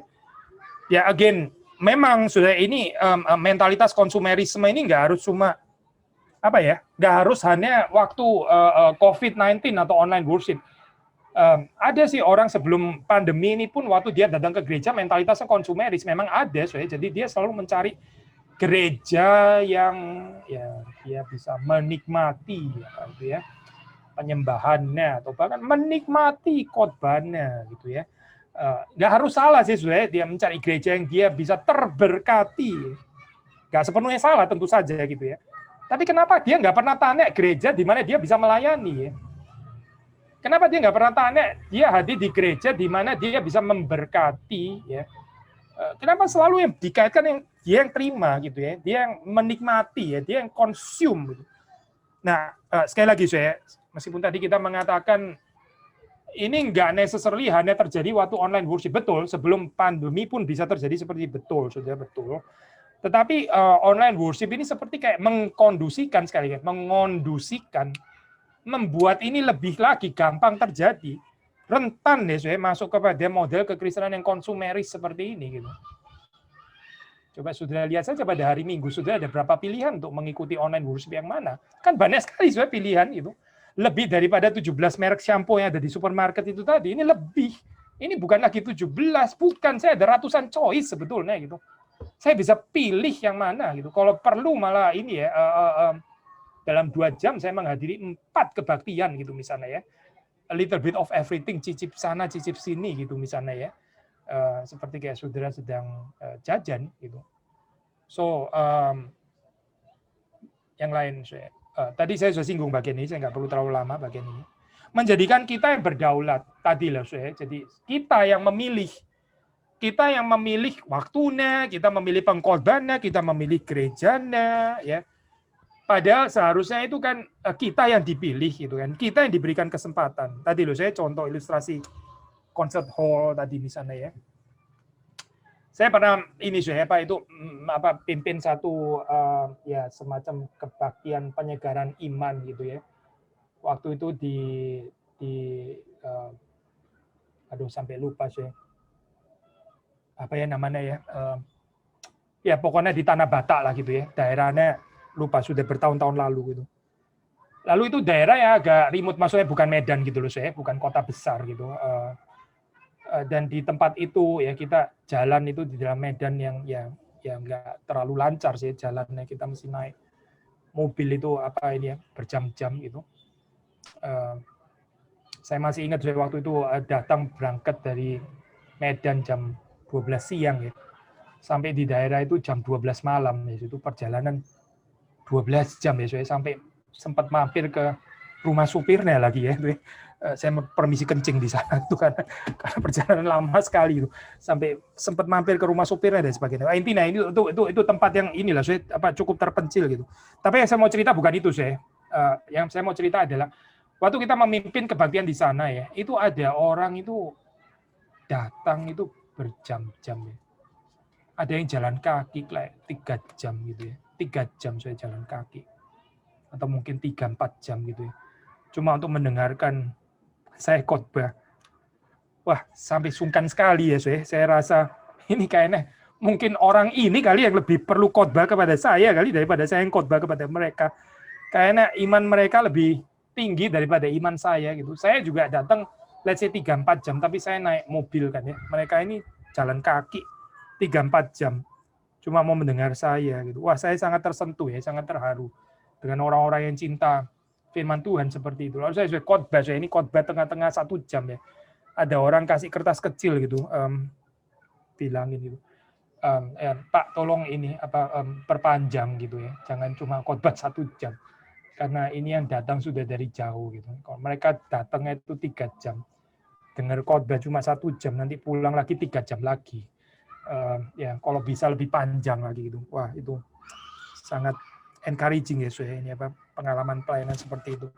Jadi dalam saat seperti itu saya bukan cuma memberkati, tapi saya sangat diberkati juga dengan kehadiran orang-orang seperti itu. Yang saya mau katakan adalah itu tempat yang terpencil seperti itu ya. Begitu ada kunjungan hamba Tuhan datang, mereka itu begitu menghargai. Mereka jauh daripada sikap mereka yang berdaulat, mereka yang bisa memilih hamba Tuhannya siapa, mereka yang bisa memilih kebaktian yang mana, memilih KKR yang mana, karena boro-boro bisa ada KKR setiap minggu gitu ya. Mungkin berapa bulan sekali baru ada gitu. Jadi mereka itu sangat menghargai. Nggak ada distraksi mall, bioskop dan sebagainya gitu ya. Nggak ada gitu. Nggak kayak saudara dan saya hidup di kota besar ya. Ada banyak distraksi. Sehingga ya datang ke gereja dapat sisa-sisa dan sebagainya. Tapi melalui online worship ini sekali lagi ya, yang kita khawatir itu adalah ya ini manusia itu akhirnya merasa dia yang berdaulat, akhirnya dia yang merasa berhak kapan mesti tekan tombol play ya, kapan dia bisa tekan tombol pause, ditonggak pause, bentar ya pause dulu ya, saya mau makan sebentar gitu, saya mau minum ini es cendol saya yang kemarin belum habis ya, nanti 10 menit sambung lagi ya. Di pause dulu gitu ya. Jadi pengkorbannya diam gitu, freeze. Main Queen Challenge tiba-tiba. Nanti terus kemudian ya play lagi, jalan lagi gitu. Kita jadi yang seperti Tuhan ya, saya akhirnya gitu. Kita yang berdaulat terus kemudian hamba Tuhan yang di pause gitu. Hamba Tuhan yang disuruh freeze. Of course ini bukan in literal sense, tapi poinnya itu lebih kepada yang mengikuti ibadah itu loh saya. Ini jadi makin nggak mengerti apa artinya Tuhan berdaulat, apa artinya kita mesti menyediakan waktu gitu ya. Bukan Tuhan yang mengikuti waktu saudara, tapi saudara yang mengikuti waktu dan tempatnya Tuhan dan sebagainya. Kita menghargai itu sebagai satu kairos, sebagai satu momen yang diberikan Tuhan ya. Nah ini bagian yang penting ya saya. Kita perlu waspada gitu supaya nggak masuk ke sana. Lalu apalagi saya khawatir ya waktu kita jadi berdamai dengan the so-called new normal, baca abnormal sih sebetulnya. Bukan new normal saya itu. Abnormalitas ya. Tapi kita mulai get used, kita mulai comes to term, kita mulai reconcile ya celakanya dengan abnormal ini ya. Ya sudah, ibadah ya memang seperti ini, mau apa lagi gitu kan ya. Saya dulu lama-lama kebiasa dengan keadaan seperti ini.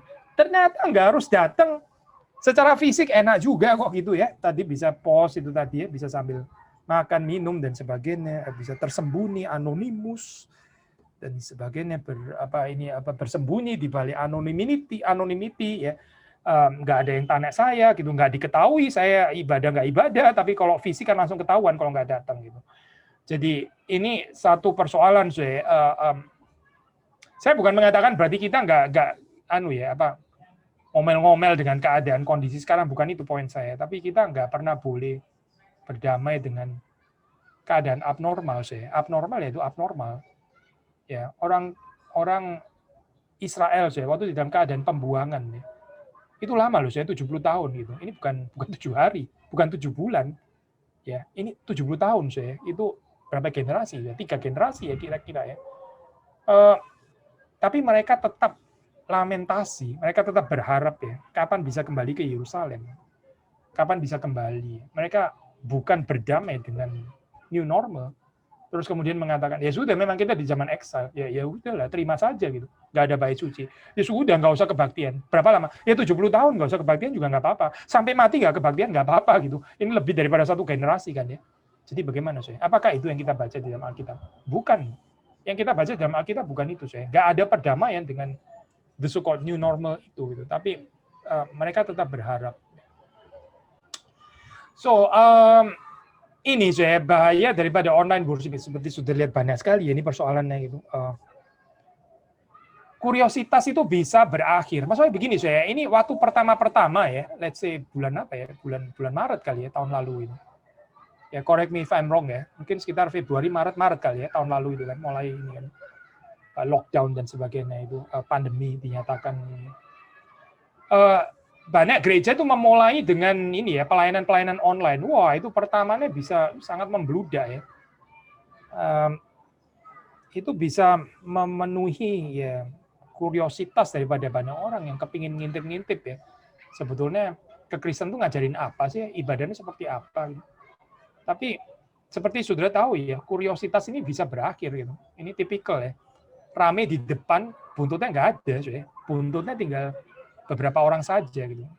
Memelihara konsistensi itu, saya alangkah sulitnya gitu. Ada banyak juga, saya mau dikira banyak relatif lah ya. Ada lah katakanlah ya, tadi kalau banyak itu bisa jadi berapa banyak gitu ya.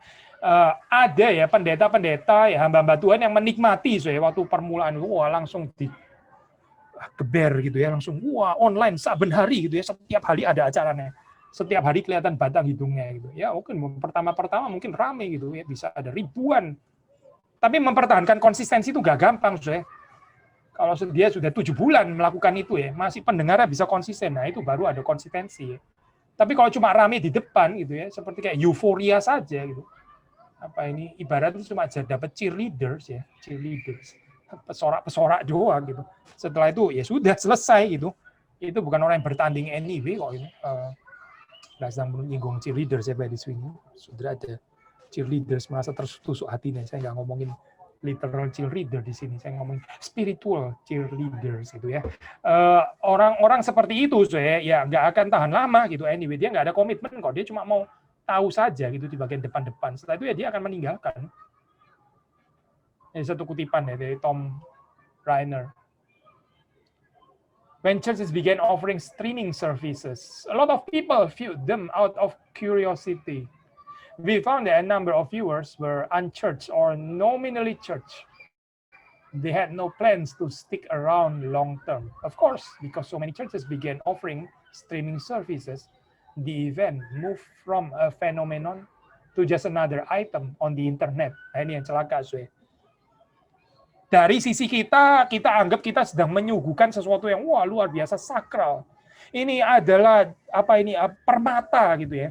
Dari sisi orang nggak percaya, mereka cuma pingin tahu doang, cuma pingin lihat doang. Apa sih itu kekristenan? Setelah itu, ya sudah. Setelah itu akan dianggap ini just another item di dalam internet, ya, sama dengan ya, cara-cara yang lain, sama dengan ya British Got Talent atau apa sudah itu nggak ada talentnya lagi, mendingan British Got Talent ada talent beneran gitu ya, atau sama dengan acara apa gitu stand up comedian itu pengkhotbah ini lucu ya, pengkhotbahnya gereja ini lucu loh ya, bisa mengocak perut, tapi tetap di bawahnya Michael McIntyre ya, kayaknya tetap menarik Michael McIntyre sih kayaknya. Ya sudah gitu saja sudah, nggak bisa bersaing lah kita di dalam hal ini. Memang kita bukan stand up comedian kok.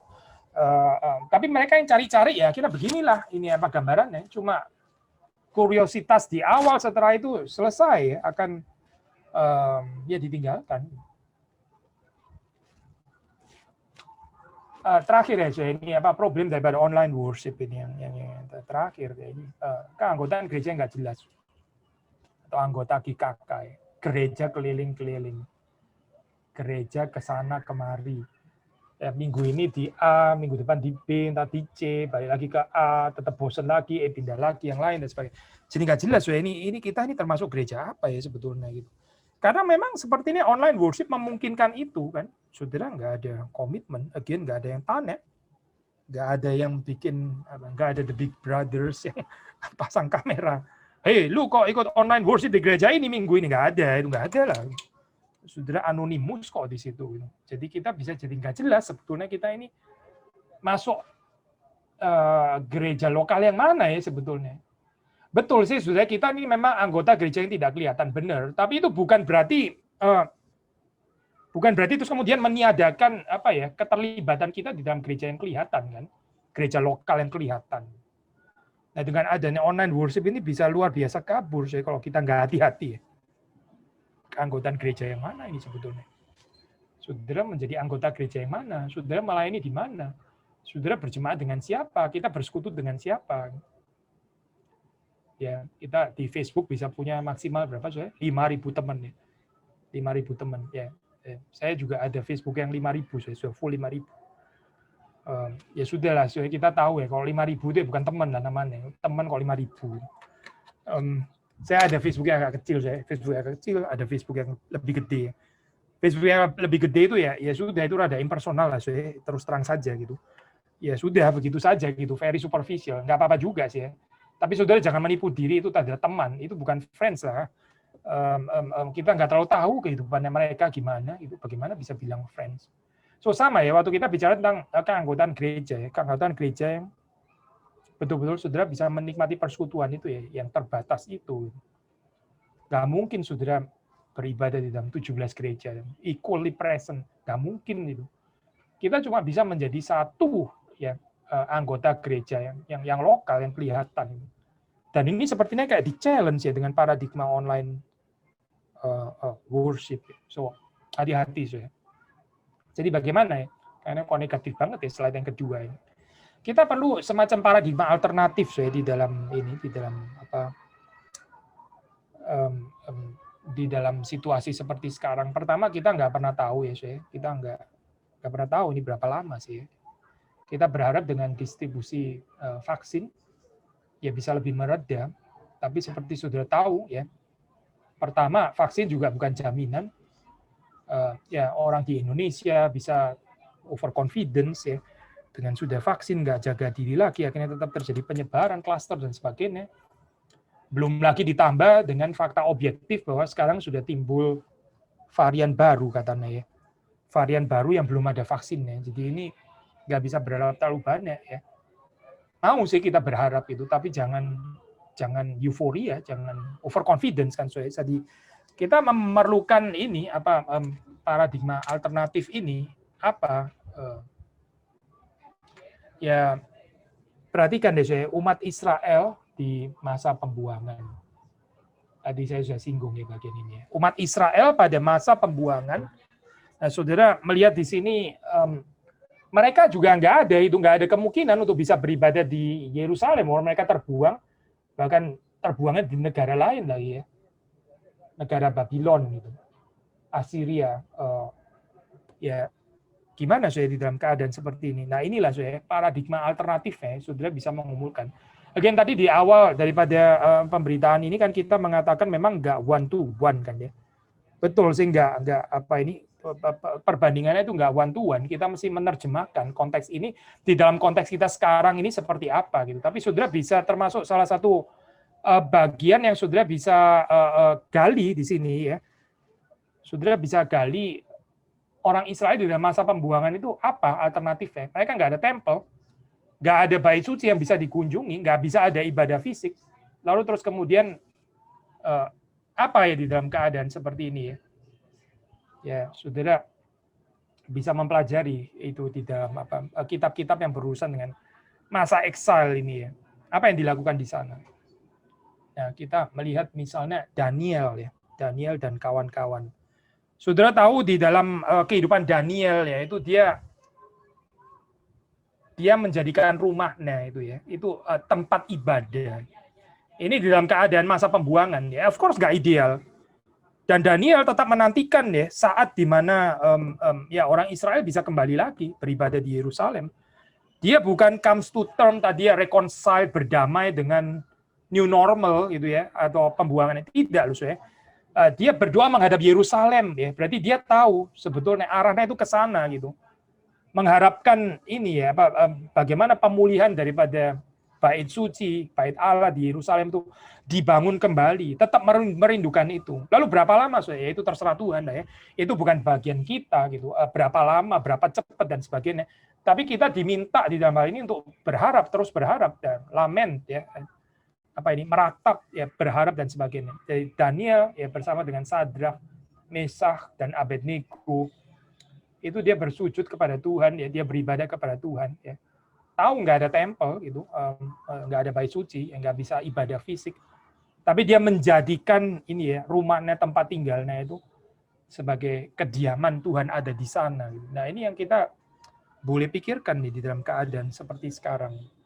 By the way, saudara, kalau boleh menambahkan ya, ini kita bersyukur lah saya di dalam keadaan seperti sekarang ya. Pemerintahan yang ya meskipun bukan tanpa kelemahan ya, tapi pemerintahan yang cukup baik ya, nasionalis ya, memperhatikan rakyat dan sebagainya. Akan sampai kapan saya Indonesia seperti ini? Nggak ada yang tahu loh saya, nggak ada yang tahu. Mungkin nggak di dalam waktu yang akan datang terus nanti dikuasai oleh kaum radikalisme. Ya harap sih tidak gitu ya. Tapi kita nggak bisa jamin mengatakan, wah mungkin itu nggak bakal kejadian lah untuk Indonesia. Nggak ada yang tahu saya, nggak ada yang tahu.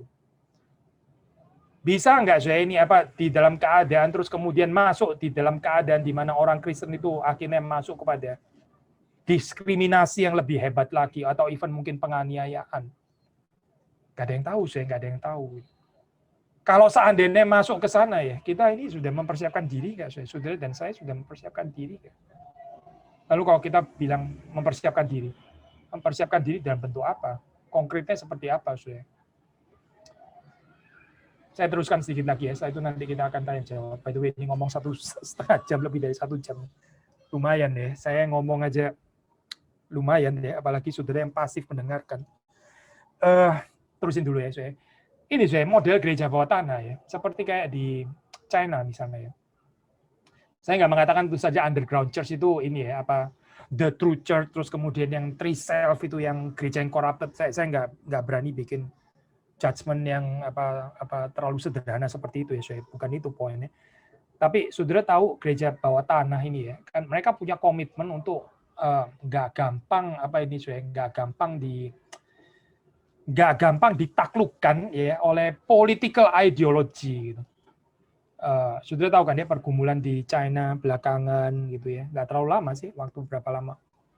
Katanya Alkitab mau diganti ya, disesuaikan dengan ideologi Partai Komunis. Wah ini jadi kacau ya seperti ini.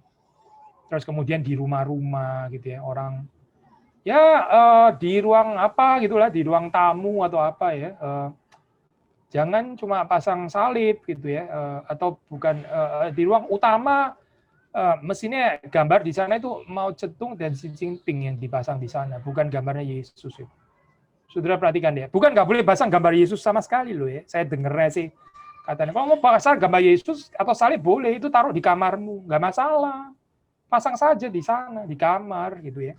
Tapi di ruang tamu yang harus dipasang itu bukan gambar Yesus, yang harus dipasang adalah Mao Zedong dan Xi Jinping. Wah, orang-orang Kristen mengalami pergumulan ya di dalam keadaan seperti ini. Ya, mesti bagaimana gitu. Kalau nggak pasang, ya udah nggak dapat subsidi dari pemerintah, jadi sulit ya. Seperti sekarang juga ada orang-orang Kristen yang imannya nggak kuat, terus kemudian waktu setelah lulus studi ya, masuk ke dalam satu situasi kerja, kamu pindah agama aja. Kalau pindah agama kita kasih subsidi ya, kita kasih kerjaan yang mantap gitu ya. Tapi kalau kamu tetap dengan agama Kristenmu ya sudahlah gitu. Maaf, tidak ada subsidi untuk kamu. Ya, sebagian orang jadi goncang loh, sebagian orang jadi memilih fasilitas hidup. Dan dalam keadaan seperti ini, bagaimana kita bisa mempersiapkan diri sekali lagi ya? Itu gereja bawah tanah, meskipun mereka nggak sempurna ya, tapi setidaknya mereka itu punya komitmen di sana. Komitmen apa, untuk tidak tunduk ya kepada dalam hal ini ya pemerintah yang hostile gitu terhadap agama, terhadap orang beribadah. Mungkin Tuhan itu sudah mempersiapkan kita ke sana melalui pandemi gitu ya. Saya bukan sedang bernubuat by the way ya, tapi anggaplah ini satu pembelajaran yang saudara bisa tetap bisa bertumbuh gitu. Kita tetap menjadi orang-orang yang fruitful ya, tidak terhalang ya. Mungkin ini bentuk yang baru, alternatif yang Tuhan mau kita belajar gitu. Mirip dengan gereja bawah tanah itu gereja rumah tangga, gereja rumah tangga. Saudara ada beda ya, saudara itu menonton online worship di rumah dengan keluarga saudara sendiri saja, apalagi saudara sendiri seorang diri gitu ya. Dengan saudara misalnya ibadah di rumah, katakanlah tetap di rumah ya, tapi saudara mengajak keluarga-keluarga yang lain juga datang gitu, beribadah di rumah saudara. Nah ini saya sendiri ya, ini sharing pribadi gitu. Saya sementara masih belum bisa ada di Jakarta gitu. Maksudnya gereja yang saya layani itu di Jakarta. Jadi setiap kali saya khotbah itu saya khotbahnya sebetulnya dari Singapura gitu. Dan di Singapura bagaimana saya pasti mengikuti ini ya ibadah gereja saya yang di Kelapa Gading itu dari awal, dari fotum, liturginya dan sebagainya. Tapi saya nggak mau di sini waktu saya beribadah hanya dengan keluarga saya. Jadi ada teman-teman juga yang datang beribadah bersama-sama ya. Jadi ada ya ini ibadah rumah tangga itu. Ada orang-orang lain yang datang ya ke rumah ini. Lalu kita beribadah bersama-sama. Saya ada pelayanan juga di ini ada beberapa ini ya kota di Eropa seperti kayak di München, di Berlin, di Hamburg, di Stockholm, di Bern ya di Eropa gitu. Ada saat mereka kena lockdown Waktu kena lockdown itu nggak bisa beribadah. Maksudnya pemerintah melarang untuk melakukan ibadah. Jadi bagaimana ya harus di rumah masing-masing kan ya. Tapi saya mengencourage jemaat saya bilang pada mereka, ya oke, kamu nggak bisa datang, itu memang dilarang pemerintah. Dan pemerintah kan bukan karena mau menganiaya, tapi ada alasan memang untuk kesehatan. Tapi saya mengencourage, mendorong, ya tolong waktu kalian ketemu itu ciptakan ini ya, poin-poin rumah-rumah tertentu itu orang itu bisa datang beberapa keluarga. Tetap melalui online worship, betul gitu ya, maksudnya menonton TV katakanlah gitu. Nggak apa-apa ya, memang harus seperti itu kan ya. Dilayani seperti itu. Tapi paling nggak ada keluarga yang lain gitu datang. Ada beda saudara online worship hanya dengan keluarga saudara sendiri saja atau apalagi seorang diri saja ya. Dengan ada keluarga-keluarga yang lain datang di situ. Kalau nggak di rumah saudara ya saudara yang datang ke rumahnya orang lain. Ini bentuk Christian hospitality ya, bentuk apa itu, kalau di dalam early church, di dalam gereja mula-mula ini penting sekali, ya, membuka rumah ya untuk tempat ibadah. Ya. Biasanya sih kita melakukan ini untuk persekutuan ya, misalnya untuk persekutuan. Tapi sekarang kayaknya sih sudah mulai bergerak, termasuk juga untuk ibadah. Gitu. Jadi gereja rumah tangga ini, ya, saudara pikirkan gitu. Nanti ke depan sih, waktu misalnya terjadi Tuhan mengizinkan ada penganiayaan atau dipersulit, atau katakanlah nggak usah bicara penganiayaan ya, COVID yang berkepanjangan sampai akhirnya betul-betul harus di lockdown dan nggak bisa datang lagi gereja fisik, itu bagaimana keberadaan gereja setelah itu? Kita mesti prepare ke arah sini, salah satunya cell group yang bisa dihidupkan untuk menjadi apa ya gereja-gereja rumah tangga. Kutipan ya dari Voice of the Martyrs Korea, ada website-nya, saya kutip di sini. These household-driven churches are nearly impossible for authorities to shut down. Even when the pastor is jailed, the households continue to operate. Even when a household leader is jailed, saya kok jadi déjà vu ya. Even when a household leader is jailed, the other household members continue to minister. Further data shows that the church is currently growing the fastest in the countries where the government is most hostile to the gospel and where churches are household driven. Perhatikan seperti kayak di China misalnya ya. Could the Lord be using the present challenges to call the church in the free world to adopt a household-driven model? Dia pakai tanda-tanda, ya. Dia nggak sedang perlu buat ya. Dia nggak sok yakin pasti seperti ini, tidak. Tapi dia pakai tanda-tanda. Mungkinkah sebetulnya dalam saat seperti ini Tuhan sedang mempersiapkan kita ke sana? Mungkin saja ya. Mari kita mempersiapkan diri. Could this be in anticipation of the governments of the free world exerting greater control over not only the church meeting place but also its message? Ya, siap-siap saja ya di dalam hal ini ya. Ini mungkin bisa menjadi cara Tuhan ya mau membawa kita untuk menjadi church militan ya. Gereja militan ya, yang bisa bertahan di dalam saat yang sulit. In the midst of suffering ya, di dalam saat penderitaan bisa tetap bertahan, nggak kehilangan iman ya, karena apa ya, ini household driven ya, memperkuat ya gereja-gereja rumah tangga. Sekali lagi ya, ini bukan untuk menolak apa ya kehadiran di gereja fisik. Kalau masih dimungkinkan ya silakan, itu berkat Tuhan besar loh. Jangan saudara nggak mensyukuri itu, jangan kita nggak memanfaatkan dalam pengertian, jangan kita menganggap sepi anugerah Tuhan itu. Silakan datang, silakan gitu. Tapi ini bisa dipakai Tuhan untuk ada alternatif paradigma yang lain ya. Mungkin satu lagi ya, kalau sudah membaca Kisah Para Rasul 8, di situ juga di dalam konteks penganiayaan kan ya. Kita baca sedikit ya, ini bagian yang terakhir. Kisah Para Rasul 8 ya, Kisah Para Rasul 8. Ayat-ayat yang pertama ya. Mulai 1B ya di situ ya, 1B. Pada waktu itu mulailah penganiayaan yang hebat terhadap jemaat di Yerusalem. Mereka semua kecuali rasul-rasul tersebar ke seluruh daerah Yudea dan Samaria. Orang-orang saleh menguburkan mayat Stefanus serta meratapinya dengan sangat. Tetapi Saulus berusaha membinasakan jemaat itu dan dia memasuki rumah demi rumah dan menyeret laki-laki dan perempuan keluar dan menyerahkan mereka untuk dimasukkan ke dalam penjara. Saudara tahu ini benar-benar penganiayaan kan di sini kan ya, dan seterusnya. Tapi justru ini dipakai Tuhan untuk mempertumbuhkan jemaat. Di dalam saat seperti ini ya, nggak mungkin mereka bisa datang ke sinagog gitu misalnya ya, langsung ditangkap. Tapi mereka beribadah di rumah-rumah. Ya. Tapi di rumah-rumah ini bukan nggak ada persekutuan. Karena ada keluarga yang lain yang juga datang di situ ya, kalau beribadah bersama-sama. Nah mungkin ini bisa menjadi satu challenge yang baru ini, cell group ya, diperkuat sehingga katakanlah kalau seandainya Tuhan mengizinkan saat seperti ini ya betul-betul datang atau ini pandemi berkepanjangan masuk varian baru dan sebagainya ya, kita sudah mempersiapkan diri. Ya, bahan saya sampai di sini ya. Saya serahkan kembali kepada yang memimpin. Nggak tahu sekarang apakah kita langsung mau ada tanya jawab atau ada break apa dulu gitu ya. Silakan.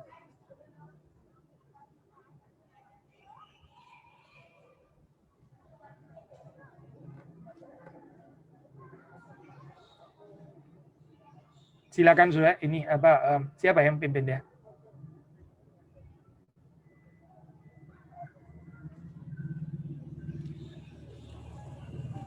Jadi kita langsung masuk Q&A ya sekarang ya. Tolong kasih tahu saya dong ini. Baik, kita masuk ke sesi Q&A. Langsung ya berarti ya. Iya. Oke. Untuk pertanyaannya saya bacakan terlebih dahulu. Bagaimana jika ketika ibadah online seseorang justru lebih memilih ibadah yang baik untuk dia dengarkan karena sebelumnya saat gereja offline dia bergereja di gereja yang mengajarkan banyak doktrin yang kurang benar. Apakah hal ini juga dapat dinilai kurang baik? Ya ini pertanyaannya bagus juga saya gini. Ada banyak aspek ya di dalam saudara memilih gereja. Tadi saya sudah singgung ya. Selain saudara mendapatkan pengajaran yang benar, ini penting sih, pasti sangat penting ya. Tapi juga bagaimana saudara di situ bisa bersumbangsi ya, pakai istilah sumbangsi di sini dalam pengertian yang positif ya, bukan dalam pengertian negatif itu. Jadi ya saudara perlu untuk mendapatkan pengajaran doktrin yang benar, firman Tuhan yang limpah, itu tentu saja penting gitu ya. Tapi jangan nggak berpikir juga saudara bisa bersumbangsi apa gitu. Karena kalau kita hanya memikirkan saya mendapatkan pengajaran yang baik, firman Tuhan yang limpah gitu ya, ibadah yang menyentuh or whatever lah ininya ya. Ya itu balik lagi tadi konsumerisme itu tadi loh sudah itu kita kan dipanggil bukan cuma untuk menikmati berkat tapi untuk menyalurkan berkat juga gitu. Jadi tolong pertimbangkan aspek itu juga. Nah, terus kemudian saudara mengambil keputusan saudara beribadah di mana gitu. Nah, gini saya waktu di dalam online worship saudara melihat tadinya mungkin saudara nggak tahu gitu ya dan tadinya saudara kayaknya oke-oke saja gitu. Misalnya saya by the way ini bukan ini ya sedang ngeledek gitu.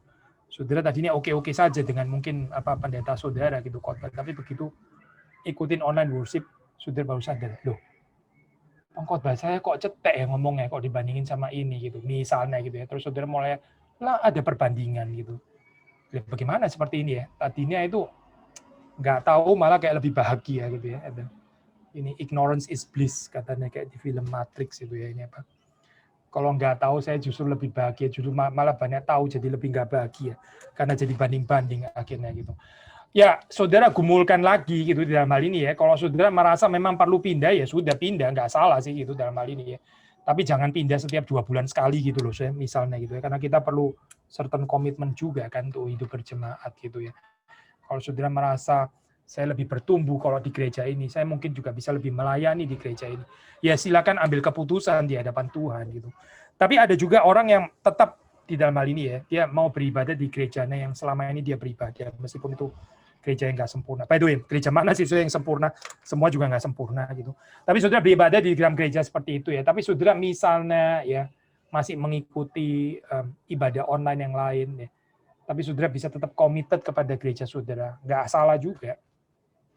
Jadi misalnya saudara ya, gereja lokal saudara, katakanlah ya, ibadahnya jam 10 dan dia mengadakan gereja fisik, kebaktian fisik, ya saudara datang secara fisik gitu ya. Kan memang saudara anggota gereja sana, saudara datang ke sana. Lalu terus mungkin sore hari saudara, saya nggak mau pakai istilah jajan ya, istilah jajan itu istilah yang rada unfortunate untuk saya. Saudara mau mengikuti ibadah online dari gereja yang lain yang menurut saudara baik, ya silakan saudara, itu nggak salah. Tapi saudara kan bisa tetap connected dengan gereja asal saudara gitu ya. Itu kemungkinan yang ada menurut saya. Tapi jangan saudara terus kemudian nggak lagi ke gereja itu terus tiba-tiba pindah ke gereja lain, tapi pindah ke gereja lain juga nggak benar-benar mau pindah. Ya ini complicated. Kalau mau pindah ya sudah betul-betul pindah gitu loh, saudara. Memang saudara mau pindah gereja ya sudah pindah gitu. Tapi pindah terus ya committed lah kepada gereja yang baru itu. Gitu. Jangan gampang pindah-pindah, saudara. Orang yang 2 bulan sekali pacar baru itu kan masalah lah, saudara tahu kan ya. Sebelum menikah sudah ada 17 kali pacaran gitu. Bermasalah deh kayaknya orang ini gitu. Sama gereja juga sama, saudara sama gitu. Saudara mau pindah-pindah terus setiap berapa minggu sekali pindah kan bermasalah ya, kayaknya nggak ada kesetiaan gitu loh. Nggak ada gereja yang sempurna, jadi kita dituntut untuk berkorban juga di situ. Ya, sabar. Gitu. Oke.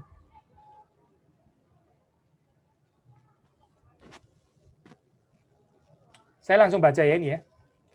apakah Pak Billy ada saran untuk bagaimana melakukan pelatihan penginjilan di masa pandemi ini? Apakah bijak jika kita tetap melakukan penginjilan on-site demi melatih orang-orang yang mau belajar di tengah kondisi seperti ini?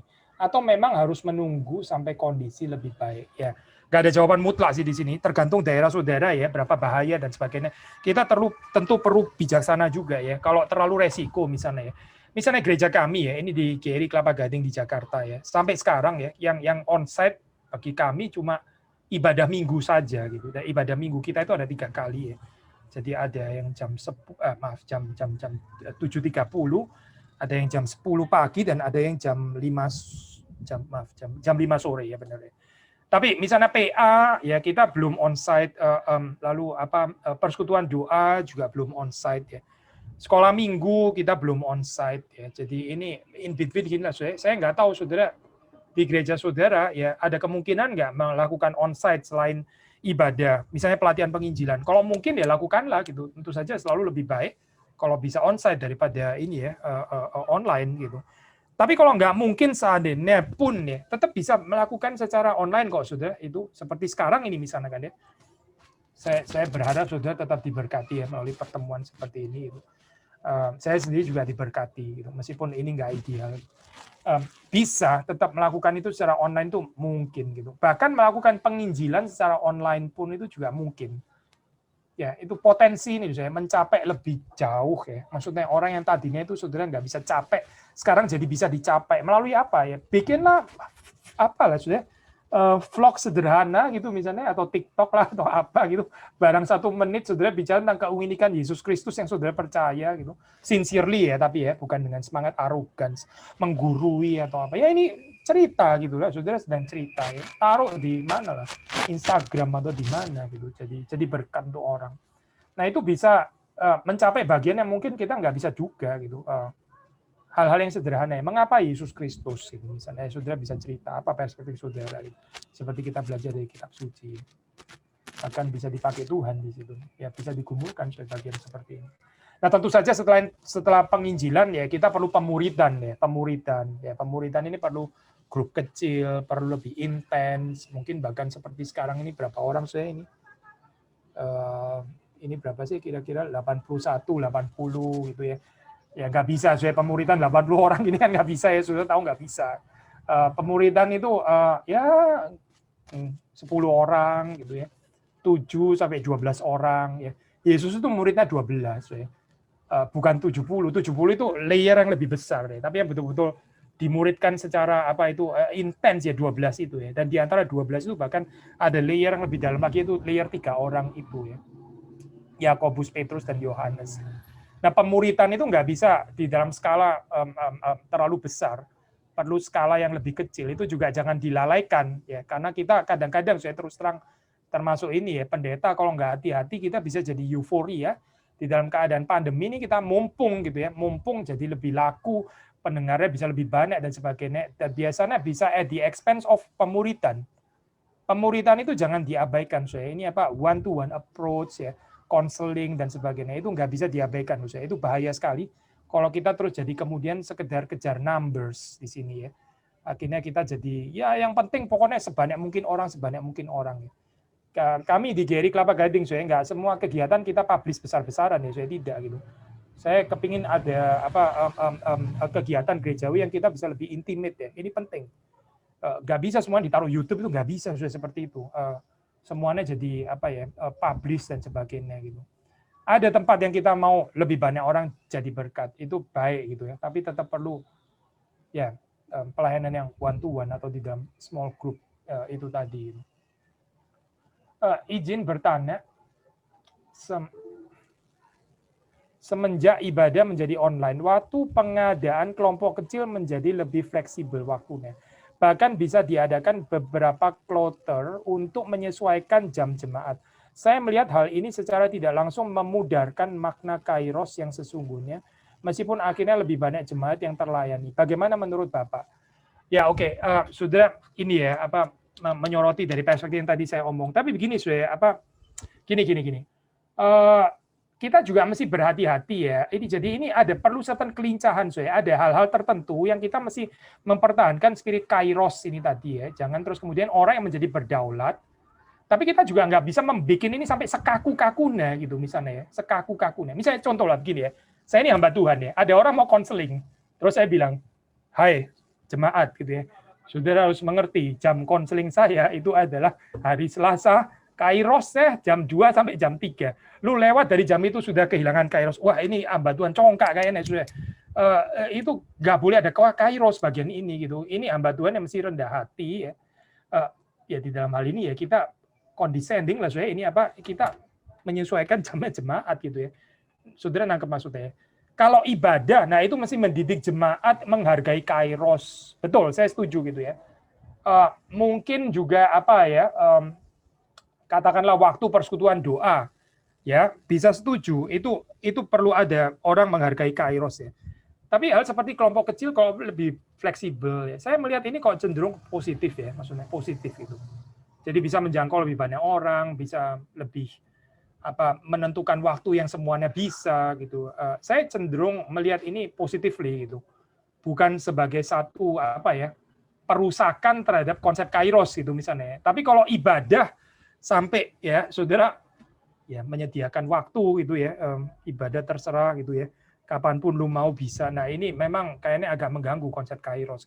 Jadi coba saudara lincah gitu, yang mana harus mempertahankan konsep kairos, yang mana saudara lebih fleksibel. Even sekali lagi kalau boleh sharing ya, pelayanan kami di GRI Kelapa Gading itu ini bukan cuma ibadah sih by the way saya. Ya ibadah ya pemahaman Alkitab juga begitu gitu ya. Kita memang setelah selesai ya kita masih taruh misalnya ini ya saya PA lah, pendalaman Alkitab kita itu hari Rabu.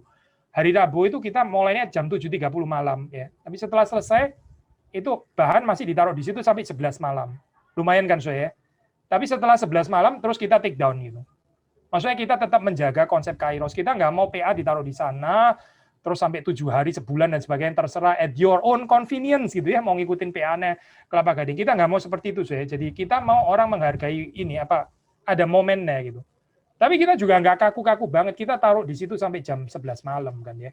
Apalagi kalau misalnya ibadah pagi gitu. Ini ibadah yang pagi sejak dari 7.30 gitu ya. Tapi ditaruh sampai 11 malam sudah cukup dong saudara gitu ya, sudah cukup. Tapi masih bisa mempertahankan kairos. Orang yang nggak bisa mengikuti jam 7.30 misalnya, karena dia mungkin sedang mengikuti kebaktian di tempat lain, nggak apa-apa, dia masih bisa mengikuti jam 2 kok gitu loh. Jadi, tapi kita tetap menjaga dignitas kairosnya itu. Kita nggak taruh di situ sampai sebulan, at your own convenience, kapan saja bisa. Oh tidak gitu. Hari Minggu ya itu hari Minggu. Setelah itu Senin nggak ada lagi waktu ibadah, karena Senin bukan waktu ibadah. Gitu. So di dalam hal ini ya bisa lincah gitu lah. Ya. Selamat sore Pak, mohon izin bertanya bagaimana cara menjaga semangat dan kerinduan akan persekutuan fisik anggota gereja atau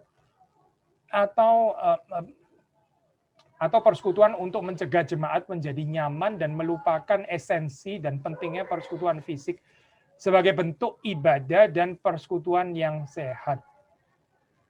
Ya, kita bisa mengingatkan mereka saya ini rekan saya pendeta Jethro ya, berapa kali dia di dalam ibadah dia menceritakan tentang pentingnya ibadah fisik ya, itu kenapa itu perlu dan sebagainya. Saudara bisa membahas tema-tema seperti itu gitu, pentingnya apa yang kurang, apa yang bisa missing, apa yang lacking di dalam online worship meskipun ada keindahannya tentu saja gitu ya. Itu kita bisa bahas tema-tema seperti itu. Seperti saudara sedang melakukannya sekarang kan ya, saya assume ini termasuk tema ini diadreskan untuk itu gitu. Itu bisa diingatkan kepada jemaat yang lebih luas supaya mereka juga menyadari ya ini pentingnya ibadah fisik.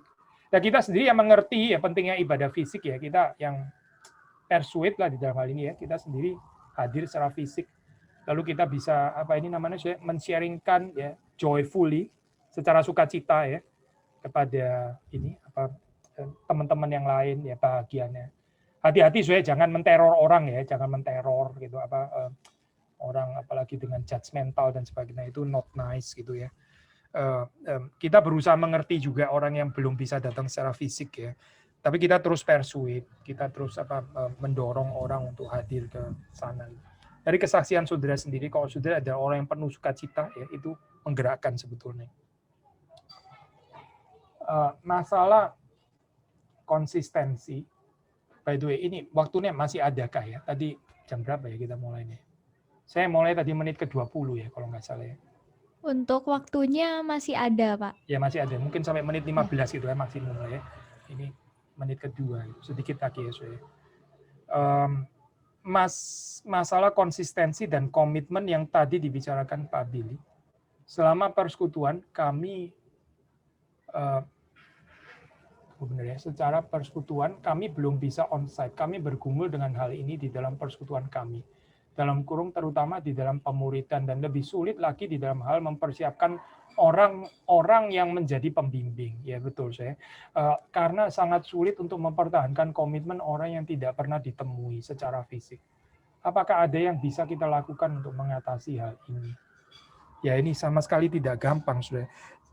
Saya kurang ngerti ya, bolehkah yang tanah ini juga menjelaskan lebih elaborate lagi gitu, kenapa ya kesulitannya nggak bisa ketemu secara ini ya, fisik itu? Kenapa ya? Saya setuju dengan saudara, memang sulit kalau nggak fisik gitu ya, tapi kenapa nggak bisa fisik? Boleh dijelaskan? Saya boleh masuk langsung ngomong ya Pak? Iya, silakan. Jadi begini Pak, untuk persekutuan di UNER sampai pada hari ini itu kami nggak bisa mengadakan secara fisik ya, dan ini buktinya kita juga adakan secara online. Bahkan untuk kelompok kecil pun kami juga masih mengadakan itu secara online karena kami dari universitas itu masih tidak mengizinkan untuk belajar mengajar pun masih secara online seperti itu. Oke. Ya, saya ngerti kira-kira. Jadi ini dari sisi universitas lah gitu. Gini. Saudara agak lincah sedikit ya. Ini usulan saya maksudnya. Saudara kan tahu misalnya grup kecil gitu ya, grup kecil. Oke, saudara tahu dong anggotanya siapa gitu. Saudara boleh nggak sih ketemuan di Surabaya di mana makan soto bareng gitu atau rujak cingur bareng atau masa itu juga diatur oleh universitas sih gitu. Kan tidak ya gitu. Maksudnya ya jangan bikin pertemuan atas nama persekutuan universitas lah. Jadi karena ini gambaran persekutuan yang memang ya persekutuan pribadi lah, saudara ketemu, anggaplah saudara belajar bareng atau apa, kan nggak dilarang ya oleh pemerintah kota Surabaya juga enggak kan. Ya tapi tetap harus hati-hati ya menjaga protokol dan sebagainya gitu. Ya lakukanlah secara pribadi gitu loh, saya nggak usah pakai atas nama persekutuan universitas lah atau pembinaan universitas atau apa gitu ya. Anggap ya kira-kira ya. Saudara bisa ketemuan, anggap secara pertemuan pribadi gitu. Ya. Kalau mungkin maksudnya. Kalau masih nggak mungkin juga ya sudahlah, apa boleh buat lah saudara ya pakai online lagi memang dengan semua kelemahannya. Ya.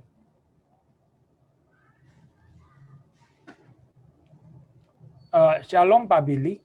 Misal kalau kita lagi ada pekerjaan ini, tapi juga ada jadwal PA atau renungan online.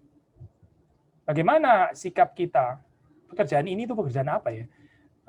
Sejauh ini saya sendiri lebih kepada meninggalkan dahulu pekerjaan saya dan join ke PA atau renungan atau ibadah. Mungkin ada waktunya saya melewatkan hal itu jika pekerjaan saya benar-benar tidak bisa ditunda. Jadi lebih memilih salah satu. Ya kita ini di dalam hidup ada saat-saat di mana kita harus memilih. Saya sendiri juga seperti itu ya. Ini ya kita lincah saja gitu. Kita kan banyak tanggung jawab ya. Hidup ini seperti kayak main akrobat gitu ya, cari balance dan mungkin kayunya bukan cuma satu tapi 17 gitu ya. 17 kayu yang kita mesti cari titik beratnya masing-masing di mana dan itu ya setiap hari bisa berubah. Maksud saya begini loh saya. Saudara ada tanggung jawab apa ya? Tanggung jawab gerejawi gitu misalnya katakan ya, atau yang berurusan dengan persekutuan kampus seperti sekarang gitu. Misalnya saudara ada tanggung jawab keluarga ya. Saudara ada tanggung jawab studi. Ya. Saudara ada tanggung jawab sebagai apa lagi? Warga negara ya. Saudara bahkan punya tanggung jawab terhadap tetangga saudara juga kan to a certain extent ya. Saudara harus menjadi tetangga yang baik juga kan ya. Saudara ada waktu untuk bergaul dengan teman dan sebagainya. Ini kan banyak ya aspek kehidupan manusia. Kadang-kadang ada saat di mana satu area itu menuntut pengorbanan lebih daripada yang lain. Misalnya ya, misal saudara waktu apalah katakanlah tanggung jawab studi itu sedang menuntut perhatian yang sangat berat. Ya saudara bisa menyediakan waktu lebih di dalam hal ini ya. Tapi harap nggak statis begitu terus. Ya saudara bisa mungkin mengkorting waktu leisure time saudara atau bahkan mungkin waktu keluarga ya sedikit dikorbankan karena ini sedang deadline paper or whatever lah gitu ya, tapi bukan karena males, karena memang betul-betul ini perlu atensi lebih besar gitu. Sisi yang lain ada saat di mana anggota keluarga saudara, mungkin orang tua saudara, adik, kakak atau mama, papa perlu ditemenin ke dokter. Ya saudara sedikit mengorbankan yang lain gitu misalnya ya, demi keluarga. Ini nggak ada rumusan yang statis ya. Rumusan nomor 1 itu harusnya apa? Nggak ada. Tapi masing-masing ya harus lincah gitu. Setiap orang bergumul. Ini saudara secara clean conscience, hati nurani yang bersih gitu ya. Saudara memilih apa gitu. Ada waktu di mana saudara mengorbankan aspek A untuk yang B ya. Ntar aspek B dikorbankan untuk aspek D dikorbankan untuk aspek A dan sebagainya. Itu lincah ya, setiap hari bisa berubah-ubah gitu. Dan kita minta bijaksana Tuhan di dalam hal ini gitu. Ya hidup memang tentang balancing aneka ragam hidup itu ya, aspek yang limpah ini di dalam kehidupan. Ya menjawab nggak ya kira-kira? Hopefully menjawab lah meskipun jawabannya agak metaforik. Sudah ya, sudah ini. Sudah semua ya seperti ini. Oke, sudah ini gambar saya makin lama makin jadi siluet ini ya, karena saya juga nggak nyalain lampu saya. Good, saya balikin ke siapa ini yang bertugas ya. Silakan di take over. Ya, baik. Terima kasih kepada Pak Billy.